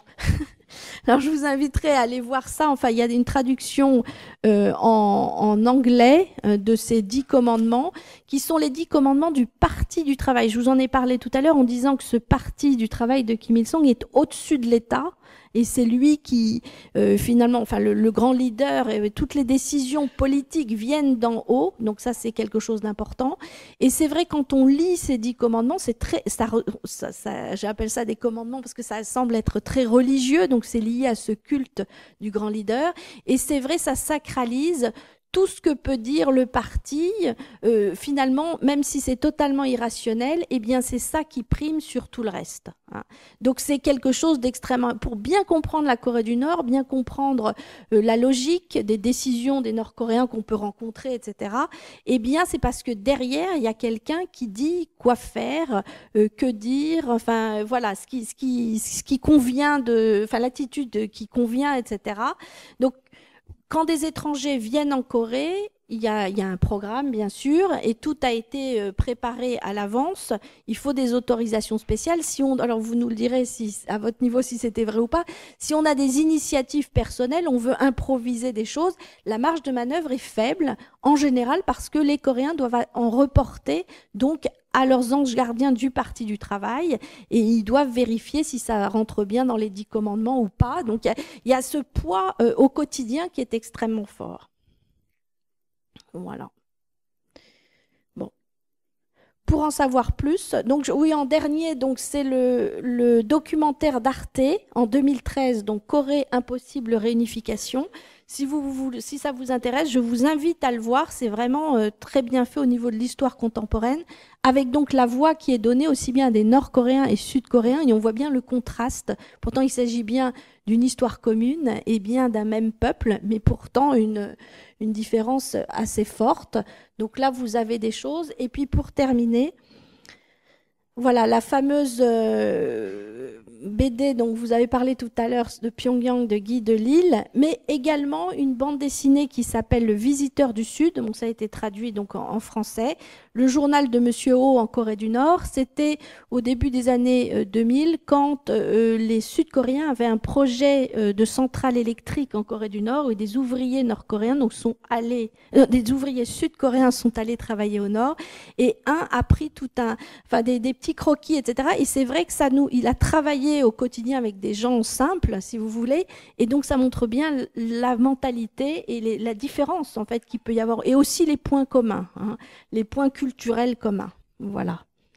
Je vous passe la parole. Il y a l'anniversaire de Kim Jong-il aussi qui vient de sortir une bande dessinée qui est très très belle et qui évoque les camps de concentration, qui évoque en fait un enfant, un jeune enfant nord-coréen qui est né le même jour que Kim Jong-il, et donc quand c'est l'anniversaire de Kim Jong-il, ben c'est aussi la fête pour lui, et forcément il est à ce moment-là porté au nu, et ses parents décident de quitter à un moment donné la Corée du Nord, et du coup au moment de la famine, et la bande dessinée raconte vraiment très très violemment l'horreur de ces camps de concentration. J'ai juste une petite chose par rapport à ce que vous avez dit sur le pouvoir en Corée du Nord. C'est vrai que vous avez parlé des 10 commandements du parti. Moi, ce qui m'a frappé lorsqu'on est arrivé là-bas, c'est qu'on est allé voir assez vite finalement les tables dans lesquelles était né le président éternel Kim Il-sung.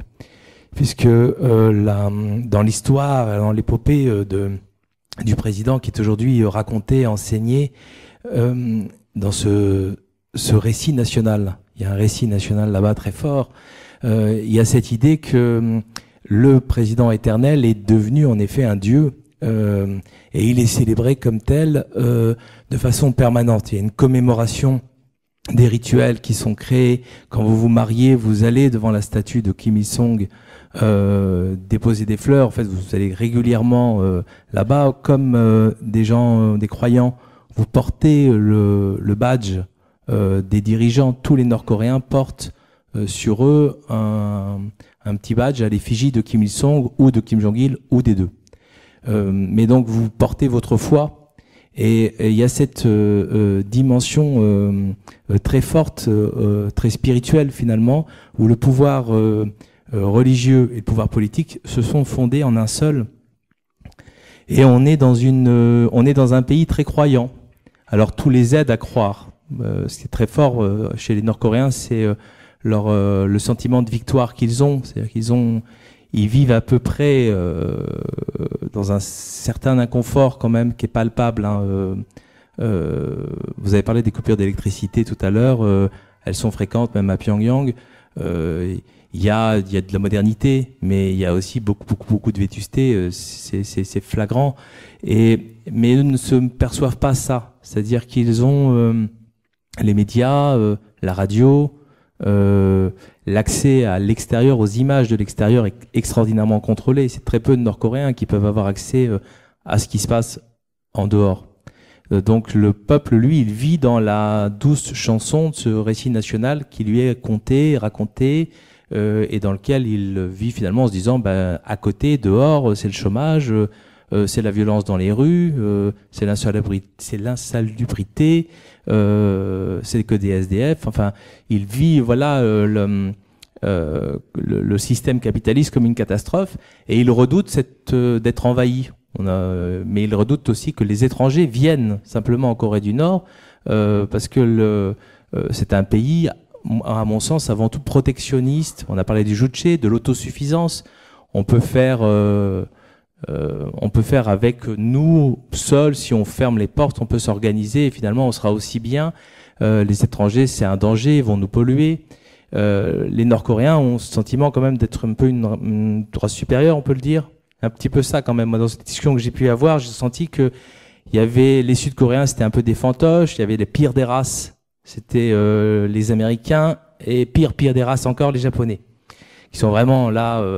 Mais c'est des mots empruntés aux Coréens. Donc il y a une idée quand même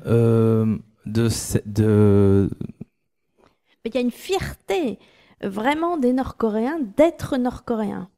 Ça, c'est tout à fait incroyable. Même s'ils ont fui leur pays, ils ont vécu des choses terribles en Chine avant de pouvoir soit gagner la Corée du Sud ou arriver en France. Eh bien, malgré tout, ils vont conserver un respect pour leur pays, pour l'effort de cette population qui survit envers et contre tout, arrive. Enfin, il y a quand même ça vous parliez de croyance. Enfin, il y a cette foi chez les Nord-Coréens, et c'est vrai qu'il y a une certaine. Alors, on pourrait dire naïveté, parfois, on pourrait, bêtise pour d'autres, parce qu'ils ne savent pas ce qui se passe ailleurs, etc. Mais même ceux qui sont sortis, il ne faut pas négliger cet aspect, cette fierté. Et ceux qui se retrouvent au Sud, il y en a à peu près 30 000 qui sont réfugiés en Corée du Sud. On pourrait se dire, ils ont la vie facile, maintenant ils ont tout. Eh bien, pas du tout. Ils n'apprécient pas du tout d'être considérés comme un peu arriérés par les Sud-Coréens, et ils revendiquent tout à fait le fait. Enfin, alors ils se calment au Sud, mais certains quittent le Sud pour partir au Canada ou ailleurs, parce que justement ils ne supportent pas de ne pas être reconnus en tant que tels. La fierté nord-coréenne, ça c'est quelque chose à ne pas sous-estimer. Vous avez peut-être remarqué quand vous les avez vus. Oui, c'est très fort. Moi, je savais plus penser découvrir un pays communiste en partant là-bas, et j'ai eu plutôt le sentiment d'être dans un pays national-socialiste, dans un pays d'extrême droite très fort, où finalement on avait fermé aussi les frontières. Alors on montrait tout à l'heure les exportations, tout ça, ils sont sous embargo, donc ils peuvent pas non plus. Mais ils ont fini par se dire plutôt que se dire qu'ils sont sous embargo, ils préfèrent dire qu'ils ont fermé leurs frontières et qu'ils vivent et qu'ils se débrouillent entre eux. Mais cette haine quand même, ce sentiment de supériorité à l'égard des étrangers, j'ai senti très fort. Ce rapport spirituel on va dire, au grand leader, l'idée que il est le président éternel, et puis finalement on a parlé beaucoup d'hérédité. Cette idée du sang est très importante là-bas, le droit du sang, plus qu'au-dessus de tout. Donc vous êtes coupable par association, vous avez commis un crime, donc forcément votre père, votre fils sont potentiellement dangereux pour le régime. Vous êtes un grand leader, c'est votre fils qui va devenir un grand leader, puisqu'il va revivre à travers vous. Et tout ça, c'est quand même des choses qui renvoient très clairement à l'extrême droite et à son fonctionnement.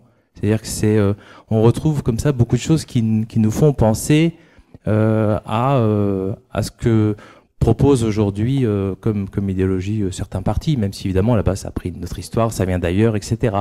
Mais j'étais moi frappé vraiment quand on est allé là-bas. On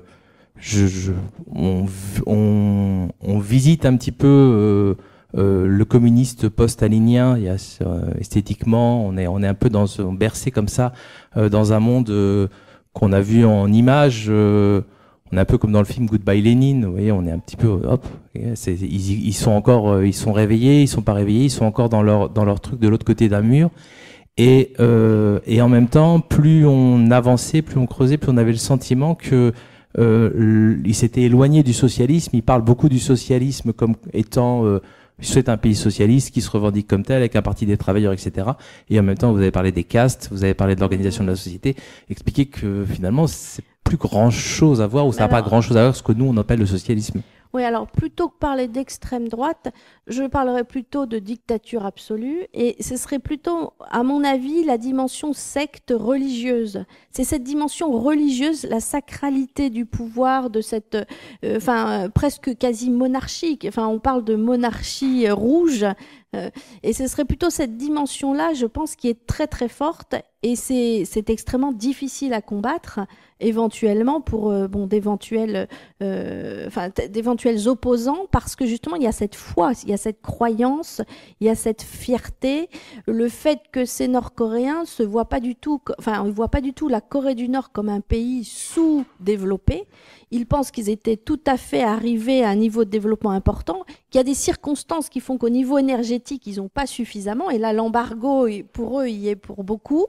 Et donc, c'est un manque d'électricité qui fait que tout ne tourne pas rond, mais pas parce qu'ils sont sous-développés. Le niveau d'éducation en Corée du Nord est très élevé, en tout cas le niveau d'alphabétisation. Alors, on comprend que pour le gouvernement, pour bien contrôler la population, il faut que tout le monde puisse lire les tracts, les slogans, etc. Donc, on a intérêt si vous voulez, à éduquer la masse. Donc ça c'est important comme moyen de contrôle de la population. Mais en même temps, c'est vrai que les gens sont quand même, alors éduqués, je dirais pas ouverts sur le monde parce qu'ils n'ont pas accès à l'information, mais ils lisent beaucoup quand même. Alors ils lisent ce qu'on leur donne à lire, hein. Ça c'est clair. Il faut quand même voir que ils ont un second degré. Alors on dit toujours ils sont complètement pris dans leur secte et donc aveuglés. Ceux que j'ai pu interviewer à l'extérieur montrent bien, il faut faire comme tout le monde, on surveille les voisins, la délation, et là oui, bien sûr, il y a tout cet aspect-là, il y a les camps de travail, bien sûr, derrière, etc. Ça, c'est des réalités. Et puis, il y a la vie quotidienne où, finalement, il y a des grands farceurs parmi eux, il y a de tout, il y a les élites locales. Au niveau local, il y a une certaine marge de manœuvre. On peut graisser la patte de quelqu'un pour pouvoir vivre à peu près normalement. Enfin, il y a un arrangement au niveau local qui n'existe pas, en tout cas, au niveau national. Donc ça, c'est quelque chose d'important à dire. Les Nord-Coréens, pour certains, ils vont partir en pique-nique, ils vont dans les parcs d'attractions, pour les élites en tout cas, ils vont sur les pistes de ski, ils ont une vie entre guillemets normale, si je puis dire, ils peuvent voyager pour certains, pas pour tout le monde. Voilà. Ce qu'il faut voir, c'est qu'il y a bien 2 poids, 2 mesures. Il y en a qui sont complètement bloqués, et dans les 600 000 ou 200 000 dont je vous parlais, c'est bloqué. Mais d'autres peuvent être, au contraire, avoir une vie, entre guillemets, confortable et ne pas avoir envie de partir ailleurs. On n'a plus qu'un seul micro. Comme l'heure tourne, on va peut-être passer aux questions. Juste, moi, j'en ai une avant de vous passer la parole. Olivier, pourquoi ce choix de la Corée du Nord comme matière d'un spectacle? Alors, il y a deux vraies bonnes raisons. La première, c'est parce que les journalistes n'ont pas le droit d'aller en Corée du Nord. Et les artistes, si, c'est autorisé. Et je me disais que nous avions, c'était évident qu'il fallait qu'on y aille pour pouvoir témoigner à notre façon, à notre manière de ce que l'on avait ressenti, vécu là-bas. On a parlé de la bande dessinée de Guy Delisle, qui était très inspirante dans la démarche d'être. Il est allé là-bas, il est allé travailler là-bas, et puis du coup, il a dessiné à son retour ce qu'il pouvait pas photographier ou ce que dont personne ne pouvait témoigner. Et on est parti avec le même projet, la même ambition. La deuxième raison, elle est venue en faisant et en pensant le projet, quand on en a parlé aux collectivités publiques qui traditionnellement financent nos projets de création, et qu'on leur a dit voilà, on va partir en Corée du Nord, on a une super idée, on va faire un spectacle là-bas. Mais on n'en parle pas trop parce que si on en parle trop, le gouvernement nord-coréen risque de pas nous laisser rentrer, donc on vous en parle à vous. Et ils nous ont dit non, c'est hors de question, vous restez là, ça va pas, qu'est-ce qui vous prend? Nous en tout cas on financera pas ça, montez autre chose, on va vous aider à monter un texte, faites ce que vous voulez. On leur dit mais on en a parlé à Jean-François Drian du Volcan, il est prêt à nous coproduire derrière le spectacle. Non, ça marchera pas, vous allez finir en prison, vous n'irez pas. Donc, dès qu'on nous avait dit « vous n'irez pas », j'avais ce sentiment d'être face à un mal de notre société. Je parlais des parapluies, des majors américaines. Et je me disais, en fait, dès qu'on veut parler de quelque chose d'important, de quelque chose d'un peu sérieux, de quelque chose qui nous touche, qui nous fait fantasmer aussi beaucoup, on peut pas le faire parce que il y a du danger, il y a un risque, alors qu'en fait, il y a pas de Français, je crois pas, détenus en Corée du Nord. Je pense pas. Il y a un Américain qui a pris 15 ans de travaux forcés dernièrement parce qu'il a décroché une affiche dans un hôtel. C'est vrai que parfois ça peut être mais ils sont un peu tatillons. Mais il n'y avait pas de Français, donc il n'y avait pas de raison que nous on soit arrêtés et mis en prison si on leur disait pas ce qu'on voulait leur faire un spectacle dans le dos. Et donc à partir du moment donné où on nous a dit non, vous n'irez pas, j'avais aussi ce sentiment d'être face à la mécanique très forte du pouvoir public dans la culture, où à un moment donné vous êtes face à un fonctionnaire qui dit non, vous passez pas. Et je trouvais qu'il fallait y aller, qu'il fallait montrer que si aussi on allait le faire, que c'était possible. Et qu'aussi c'était une façon d'exorciser ce mal que nous vivons de façon permanente dans la culture vis-à-vis du ministère de la Culture qui s'occupe de nous comme dans d'autres pays on s'occupe de la population, quoi.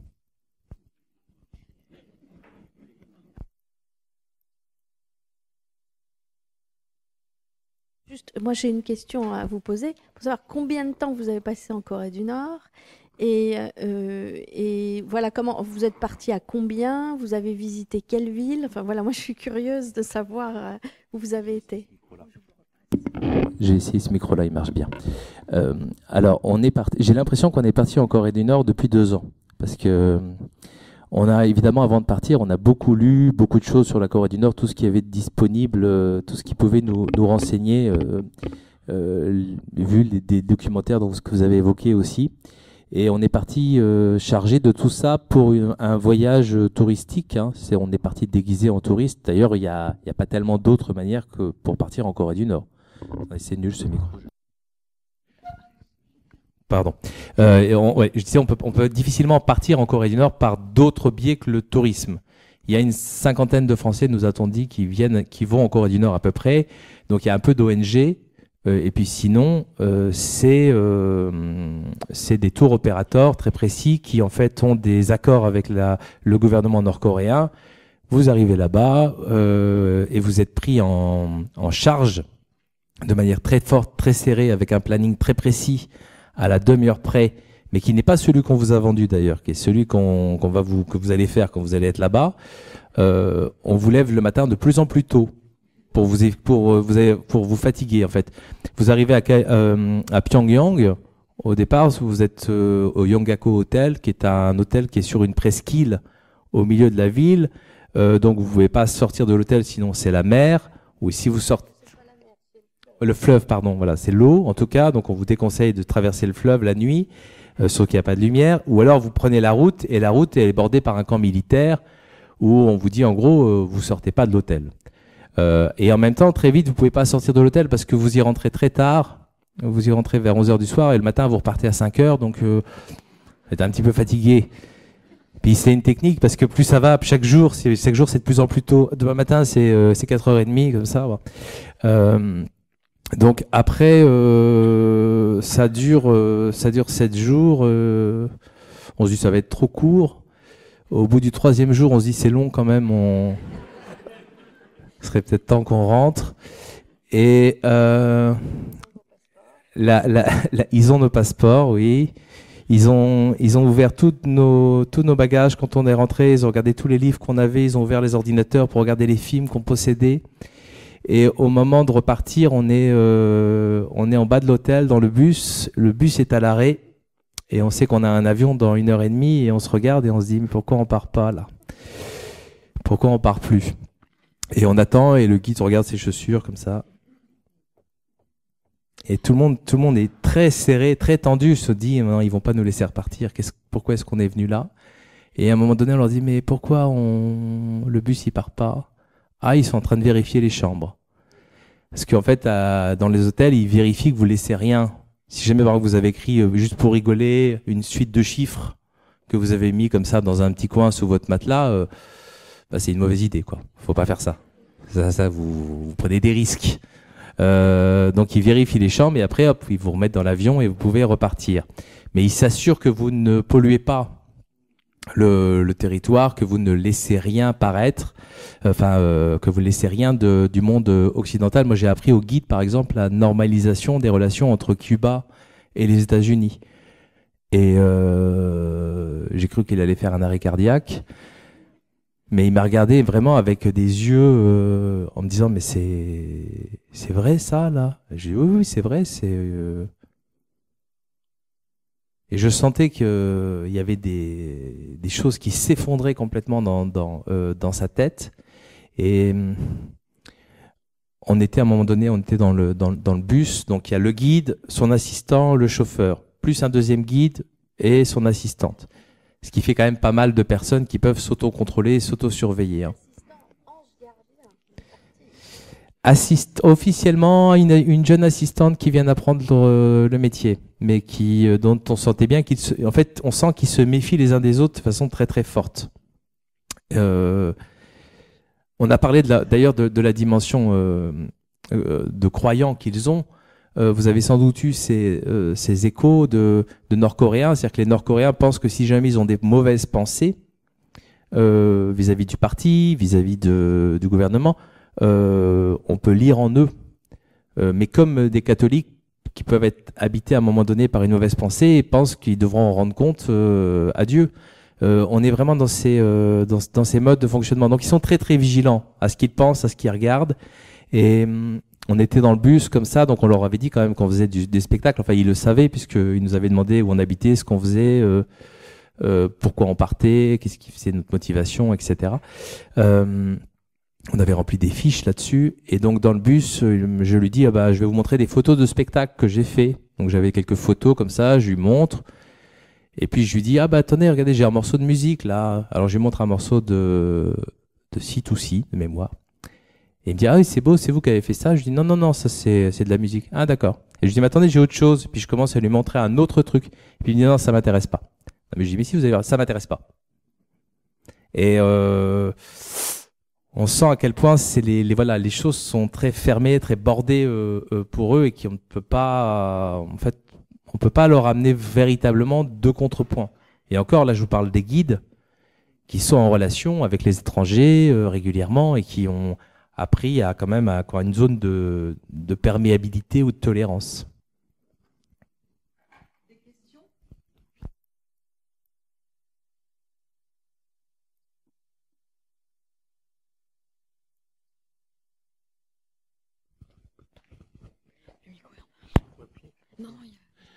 Bonsoir. Vous nous avez appris tout à l'heure qu'il y avait 2 mots pour désigner la Corée entre le Sud et le Nord. Est-ce que les langues de part et d'autre de la frontière divergent? Alors oui, en 70 ans, il y a une évolution. Déjà, les réformes de l'orthographe n'ont pas été faites de la même façon. Donc déjà, il y a des différences orthographiques. Il y a à l'origine le fait que dans le nord de la péninsule, on prononce les R beaucoup plus roulés et en début de syllabe, alors qu'au sud, on ne les prononce pas. Donc ça s'est accentué. Et puis tout l'apport de langues, de mots vocabulaire étrangers. Dans le vocabulaire nord-coréen, il y a beaucoup plus, éventuellement dans ce qui est technique, de vocabulaire russe ou chinois. Et ils ont essayé, comme un peu les Québécois, d'inventer des mots nord-coréens du cru, si vous voulez, alors qu'en Corée du Sud, il y a un apport de langue anglaise énorme qui est transcrit en alphabet coréen, mais c'est de l'anglais derrière. Donc c'est vrai que les langues ont évolué, et quand on voit des articles de journaux, on peut parler de la même chose, mais il n'y a pas les mêmes mots. Alors il y a aussi la culture soviétique qui a fait que on a certains mots traduits, par exemple pour dire les toilettes, les WC. Au sud, c'est la salle pour se repoudrer. Alors que pour les Nord-Coréens, c'est la salle d'hygiène. Voyez, donc c'est quand même très différent au niveau du vocabulaire, même si c'est de la langue coréenne. Je vous remercie. Je vous en prie.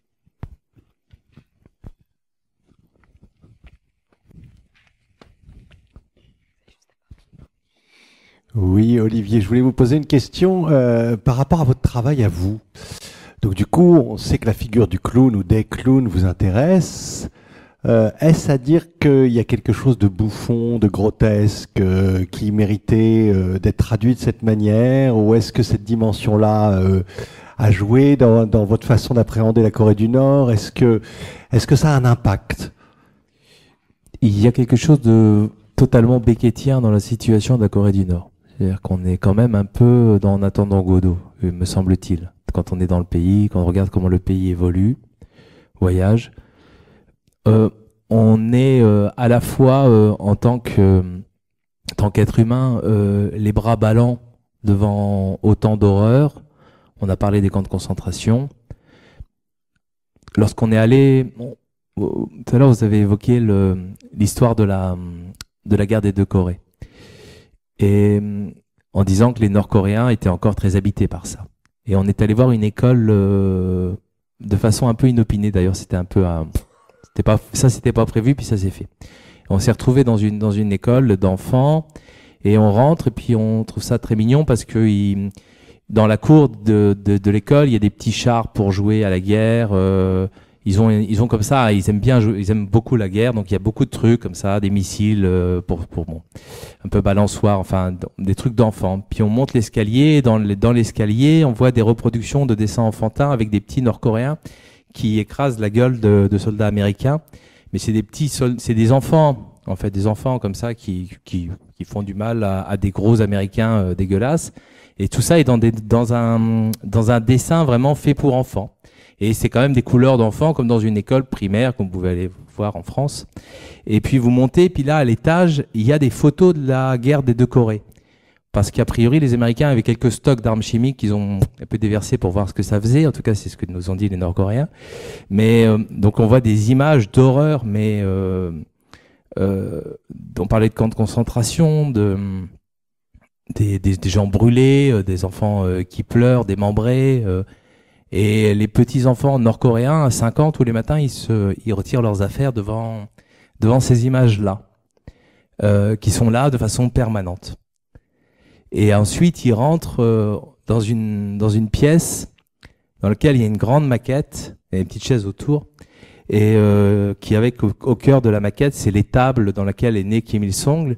Et puis ils racontent, ou ils annonnent l'histoire de Kim Il-sung. Il y a des images de ça d'ailleurs dans des documentaires. Il y a un documentaire de striptease, vous savez, l'émission de France 3, où ils ont suivi une délégation belge en Corée du Nord. C'est hyper drôle à regarder, et ça, c'est totalement horrible. Et en fait, surtout ce qui était frappant pour nous, c'est que le documentaire date de plus d'une dizaine d'années, et puis c'était les mêmes images, c'était pareil, on a fait à peu près la même visite.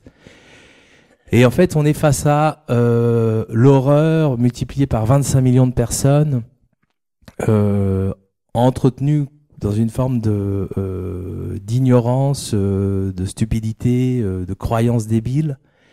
Et c'est violent. C'est tellement violent que je sais plus. Moi, je ne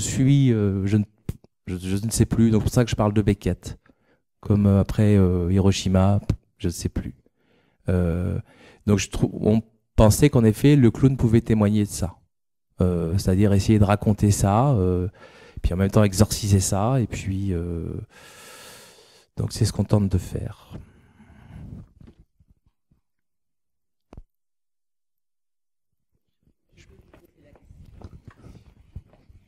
En dehors des manifestations de masse, des discours, est-ce qu'il y a radio et télévision d'État, et est-ce qu'il y a sous quelle forme, quel embrigadement, enfin voilà quoi. Alors oui, on a mentionné l'intranet, donc ça c'est particulier, surtout pour les universités, mais effectivement il y a une télévision d'État avec notamment une femme qui annonce le journal en déclamant d'une façon particulière. Si vous allez sur YouTube, vous pouvez voir quelques extraits du journal télévisé, et c'est du théâtre, je ne sais pas si on pourrait dire ça, mais c'est vrai, il y a une mise en scène de l'information en Corée du Nord. Alors, vous avez plusieurs journaux, vous avez aussi la radio, et ce qui est particulier, c'est qu'il y a la radio qui est diffusée dans les rues, à certaines heures, sur les lieux de travail, dans les campagnes. Et c'est vrai que il y a des émissions comme ça radiophoniques où on peut lire des extraits de l'anthologie, du Grand Leader, etc. Vous parliez dans les écoles le récit de vie, de la biographie du leader. Bon, ça aussi, c'est des morceaux choisis qu'on peut entendre en boucle.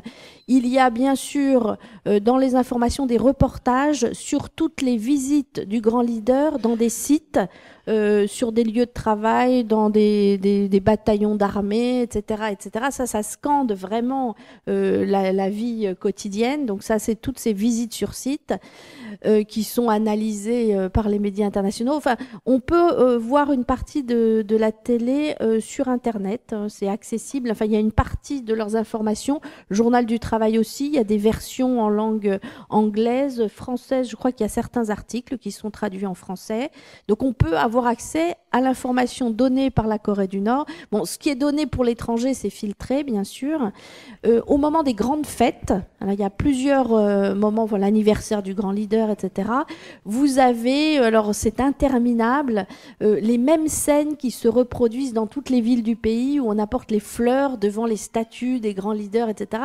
Et aucune ville ne veut manquer à ça parce que ça montre vraiment l'allégeance, etc. Si ça disparaît, ça peut être terrible. Qu'est-ce qu'il y a d'autre? On montre aussi les sites touristiques dont vous parliez, bon, les tables où est né le grand leader. Bon, tout ça, il y a des tas de lieux de commémoration, etc. Donc ça aussi, c'est mis en scène. Bon, les élèves des écoles ou les jeunes soldats font du tourisme en Corée du Nord, pour certains. Mais c'est vrai que par la télévision, donc ça permet d'alimenter. Il y a aussi une production cinématographique importante. Donc, il y a sur les clowns, je ne sais pas si vous avez vu un film des années 60 qui est très intéressant sur le cirque de Pyongyang. Bon, ça, c'est intéressant. Oui, très intéressant, où il y a des clowns, justement, et on voit le public qui est très intéressant. Alors, ils ont filmé le public dans le film. Et il y a aussi ce qu'on appelle des séries télévisées. Et alors des feuilletons genre Feu de l'amour, mais bon, si vous voulez adapter pour les Coréens. Et là aussi, avec des intrigues amoureuses, etc., où derrière, évidemment, c'est l'amour du leader qui prime sur tout, bien sûr. Donc ça, mais où on peut voir quand même des scènes parfois intéressantes d'organisation sociale, du travail, enfin les syndicats, etc. Enfin, il y a quand même des personnages qui sont mis en scène et c'est quand même intéressant comme source. Alors en coréen, bien sûr. Donc ça peut être un peu dissuasif pour d'autres publics, mais ça existe et c'est quand même intéressant. Voilà. Alors les Coréens aiment beaucoup le spectacle. Alors je ne sais pas si vous en avez vu. Donc le chant, notamment la danse.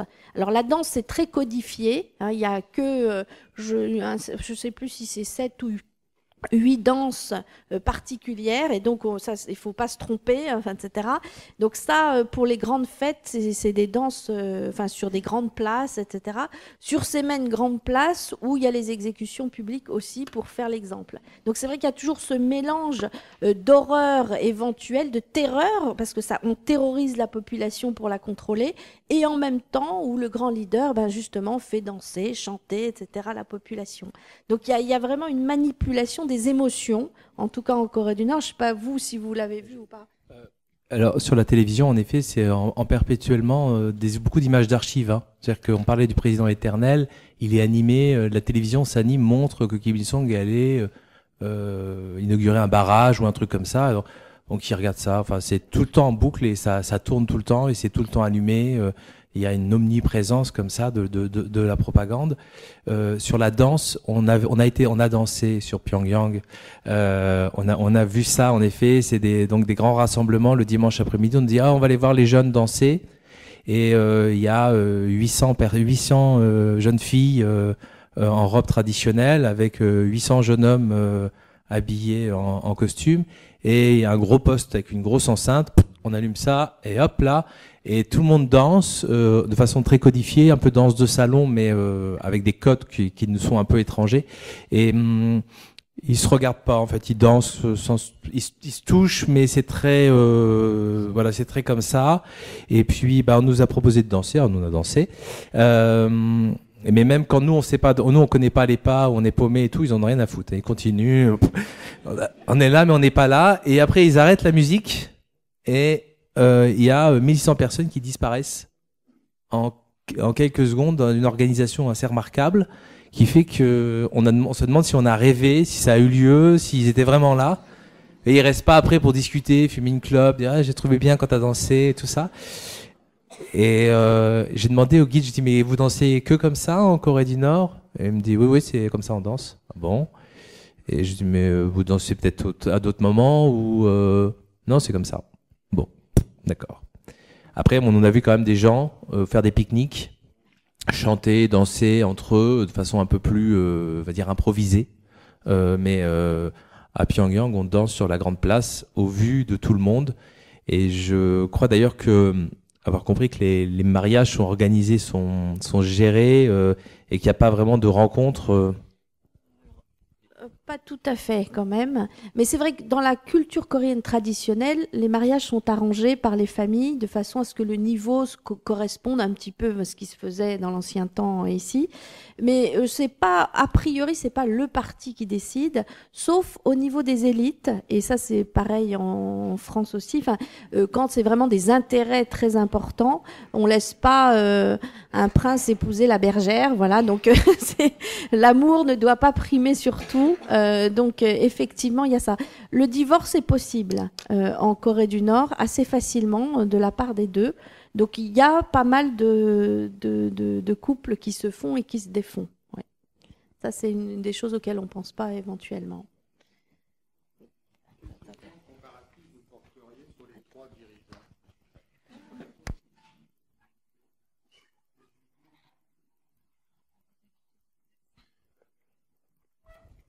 Quel jugement comparatif vous porteriez sur ces 3 dirigeants, le grand-père, le père et le fils? Et où ils vont? Quelle vision ils ont? Quelles compétences? Alors, le père avait une petite légitimité en tant que résistant contre les Japonais. Donc, il a cette vision nationaliste pour son pays. Et c'est vrai qu'il a mis sur pied un système. Donc, il est resté très longtemps, jusqu'en 94. Et c'est vrai que depuis les années 80, c'est son fils qui avait pris de l'avance dans l'appareil du parti. Et finalement, Kim Jong-il, lui, il était présent et vraiment au pouvoir depuis les années 80 jusqu'en 2012. Donc, son père était là, incarnait le pouvoir, mais c'était le fils à l'époque qui, pendant presque 15-20 ans, a vraiment régné derrière, organisé le culte de la personnalité, organisé le filtrage de l'information, etc., etc. Donc le fils, les Nord-Coréens, ceux qui critiquent leur pays, critiquent rarement le père. Mais critique beaucoup plus le fils en disant que tout ce qui est arrivé au niveau du dysfonctionnement du régime, c'était lui. Le fils, c'est lui qui a fait beaucoup de films. Il a fait énormément de choses en faveur du culte de la personnalité, du système, du verrouillage. Alors que le petit-fils, Kim Jong-un, lui, il a eu très très peu d'expérience de l'appareil et du pouvoir. Il a été élevé en Suisse pour une partie, donc on pourrait dire qu'il a vu autre chose. Et c'est vrai qu'il est arrivé très jeune, à moins de 30 ans, donc à peu près au pouvoir, et qu'il manque peut-être d'expérience. En tout cas, physiquement, il essaie de ressembler au grand-père. Il y a eu des transformations peut-être chirurgicales pour aider en ce sens, pour incarner cette filiation. Il a purgé pas mal de gens autour de lui, mais ça a été fait aussi bien ça, c'est un point commun entre les trois pour survivre. C'est vrai que les réfugiés nord-coréens n'apprécient pas ce petit au pouvoir. Voilà, on le dit en mauvaise santé. On espère qu'il va mourir très vite. Enfin voilà, c'est un petit peu ce qui est dit. Ce qu'il faut savoir, c'est qu'en ce moment, parmi les réfugiés qui quittent la Corée du Nord récemment, ce sont plutôt des élites, des membres de l'élite nord-coréenne qui partent. Avant, c'était vraiment des paysans, des gens qui avaient faim ou des ouvriers, etc. Et il y a eu un changement. Maintenant, les élites partent parce qu'ils ont peur de ce nouveau leader qui a peu de considération pour l'âge, pour l'expérience, et on a l'impression que c'est la roulette russe pour tous ceux qui sont autour de lui, dans les cercles du pouvoir. Donc il y a un rejet, finalement. Les gens n'ont pas envie d'être promus, au contraire, ça leur ferait peur. Ça n'existait pas avant. Avant la promotion, etc. La Corée du Nord, c'est un pays où les décorations sont magnifiques. Quand vous voyez des généraux, ils se retrouvent avec des plastrons remplis de décorations, en plus du badge qu'il faut avoir. Donc ça, c'est très important. Aujourd'hui, ça fait peur. Et donc ça, c'est peut-être une transformation de la situation en Corée du Nord. Est-ce que ça va perdurer? Bon, il y a 20 ans, certains universitaires annonçaient l'effondrement imminent de la Corée du Nord. Donc là, moi, je vous annoncerai pas ça du tout. Mais c'est vrai qu'il y a une transformation des choses qui se passent. Et quand même, l'information qui vient de l'extérieur de la Corée du Nord rentre en Corée du Nord. Il y a de plus en plus de gens qui sont au courant de ce qui se passe à l'extérieur, qui peuvent plus gober de façon aussi simpliste le fait qu'on leur dise ailleurs les gens crèvent de faim, voyez, vous avez un bol de riz mais c'est merveilleux, c'est superbe, vous avez de la chance. Là c'est fini ça.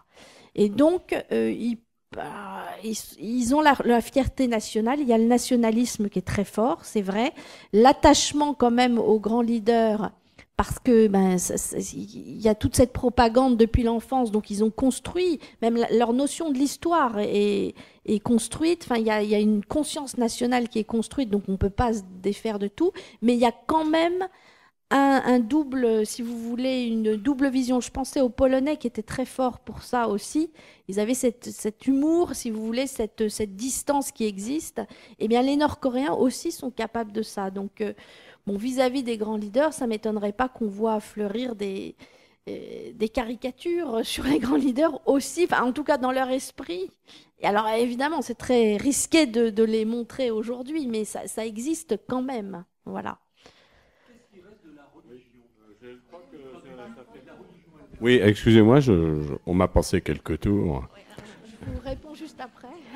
En vous entendant, ça me ferait penser à la description que vous faites de la Corée du Nord, ferait penser à un mème de division ontologique du corps social tel que conçu par le marxisme. Un mème, c'est un concept, c'est une vision globale du monde qui se transmet comme des virus. Vous voyez. Et donc là, comme dans le marxisme, il y a une division ontologique du corps social, et ce virus de division des humains, cette impossibilité à concevoir une unité chez les humains, donne cette maladie bizarre qu'est la Corée du Nord, quoi. C'est vrai que la Corée du Nord existe parce qu'il y a un ennemi à l'extérieur. Donc voilà, donc cette division, elle est inhérente au système. S'il y avait déjà, ne serait-ce que la signature d'un traité de paix, ça ferait évoluer énormément de choses au niveau idéologique, parce qu'on pourrait plus, ça désamorcerait tout un pan de la propagande déjà qui disparaîtrait. Donc c'est vrai que c'est quelque chose d'important, mais les Coréens sont demandeurs. Donc les Coréens du Nord sont demandeurs. Encore l'année dernière, ils avaient réclamé d'engager des pourparlers pour parler d'un traité de paix. Donc je pense pas que, justement, je pense que les Coréens du Nord seraient prêts à évoluer. Et ils sont pas forcément heureux d'être dans ce système ignorant, entre guillemets. Ils veulent pas se réclamer de la bêtise ou de la propagande, en fait. C'est pas ça qu'ils recherchent. Donc il y a peut-être un espoir derrière, mais encore faudrait-il que, eh bien, autour, et en particulier, c'est là où Donald Trump devrait peut-être intervenir. Je ne sais pas si son pragmatisme sera bénéfique dans ce cas-là, mais peut-être que oui. Enfin, je ne sais pas du tout. C'est une possibilité. Alors, on avait une question sur la religion. Je vais vous la reposer. C'est qu'est-ce qui reste de la religion traditionnelle en Corée du Nord? Alors, vous avez parlé du culte, ça c'est une chose, mais la religion traditionnelle, est-ce qu'il y a encore quelque chose? Alors, je ne sais pas ce que vous appelez religion traditionnelle. Il faut savoir qu'en 1945, Pyongyang était baptisée la Jérusalem de l'Asie, donc assez christianisée, et Kim Il-sung lui-même, fils de pasteur. Donc, quand je parle des 10 commandements, il y a aussi de ça. Enfin, ça a été, si vous voulez, il y a des éléments qui sont pris. Donc, vous faisiez des références aussi au catholicisme, etc. Enfin, à la culture. Je pense que ce qui est traditionnel en Corée, c'est le syncrétisme religieux. Le chamanisme était important au départ. Bon, il y a le bouddhisme qui est important, et il y a aussi donc le christianisme, protestantisme dans le cas nord-coréen. Un petit peu de catholiques, mais en Corée du Nord, ils sont pas très très puissants. Il y a aussi quelques religions plus autochtones de la fin du 19e siècle, le Jeondogyo notamment, qui subsiste en Corée du Nord parce qu'ils ont soutenu les communistes. C'est vrai que la liberté de culte est reconnue dans la Constitution, donc ça. Mais dans les faits, en fait, c'est effectivement le culte du grand leader qui remporte la palme. Enfin, les grandes messes, c'est voilà, c'est ces grandes manifestations nationales. Mais il y a des Coréens du Nord qui essaient de ramener des Bibles en Corée du Nord, etc., qui se sont fait arrêter pour ça. Enfin, il y a aussi, enfin, c'est pas quelque chose de, enfin, le côté, si vous voulez, spirituel est important pour la Corée du Nord. Alors, il y a des chamans. On nous a, enfin, il y a eu des descriptions de chamans qui existent toujours. Les chamans en Corée, étaient un petit peu méprisés par le confucianisme, qui méprisait ce genre de superstition, mais c'est quelque chose qui reste sous-jacent quand même. Alors, quelle liberté ont-elles? Je sais qu'on peut visiter des temples en Corée du Nord où vous avez des moines bouddhistes, mais bon, c'est le moine du parti qui est là, donc. Voilà, il y a une église orthodoxe qui a été construite, enfin, il y a moins de 10 ans à Pyongyang, mais je sais qu'elle a été inaugurée à 5 h du matin en plein hiver quand il fait moins 17, donc il n'y avait pas grand monde, voilà. À Pyongyang, il y a tous les lieux de culte que l'on peut espérer trouver dans une capitale. A priori, c'est plus de la figuration qui est organisée dedans s'il y a vraiment une délégation étrangère qui veut s'y rendre. Nous, on a visité beaucoup de temples bouddhistes. À un moment donné, on en avait un petit peu marre parce que c'était n'importe quoi. C'est vraiment totalement reconstitué. C'est très bien fait d'ailleurs. Mais tout est faux. Il n'y a plus rien en fait. C'est vraiment. Vous parliez d'un moine du parti. Ce sont des militaires qui en effet se travestissent pour l'arrivée de gens et pour faire penser qu'il y aurait une vie religieuse. Mais je crois qu'ils ont quand même presque tout étouffé. Après, peut-être qu'il y a des Nord-Coréens qui gardent d'autres foi que celle du parti, mais même si officiellement ils ont le droit d'y aller, même si je crois qu'il y a une représentation politique officielle, dans les faits, je crois qu'il n'y a plus rien. Oui, j'ai une petite question également. Est-ce que malgré tout, vous pensez que les Nord-Coréens sont heureux ? Et j'avais lu également que là-bas, sourire était une forme d'impolitesse. Et je voulais savoir si c'est vrai, si vous avez eu l'impression de marcher au milieu de robots ou de... Non, mais... Moi, l'image, lorsqu'on arrive à Pyongyang, les rues sont relativement chaleureuses, les gens jouent dehors, font du sport, et on a ce sentiment très étonnant par rapport au récit avec lequel on arrive, de se dire, il a l'air de faire bon vivre à Pyongyang, paradoxalement. Et moi, on a eu le sentiment de rencontrer des gens plutôt heureux, plutôt apaisés, en tout cas dans la capitale. Ça semblait, une forme de bonheur pour humains, forcément très conditionné, mais a priori, oui. Pour le sourire, je pense qu'il y a des codes culturels. C'est vrai qu'en Asie, souvent, on sourit quand on est gêné. Et ça, c'est pas forcément le sourire d'un bonheur. On peut sourire parce qu'on est gêné, tout simplement. Donc ça fait peut-être référence. En genre, le rire parce que justement on voit un clown, etc. Non, le rire est universel et là c'est bien. On peut éclater de rire en Corée du Nord, oui. Voilà. Mais pas devant le grand leader, pas au moment où... Voilà, il y a un moment pour tout. Nous allons être obligés d'arrêter, de libérer l'amphi. Merci beaucoup à vous deux pour cette conférence tout à fait passionnante.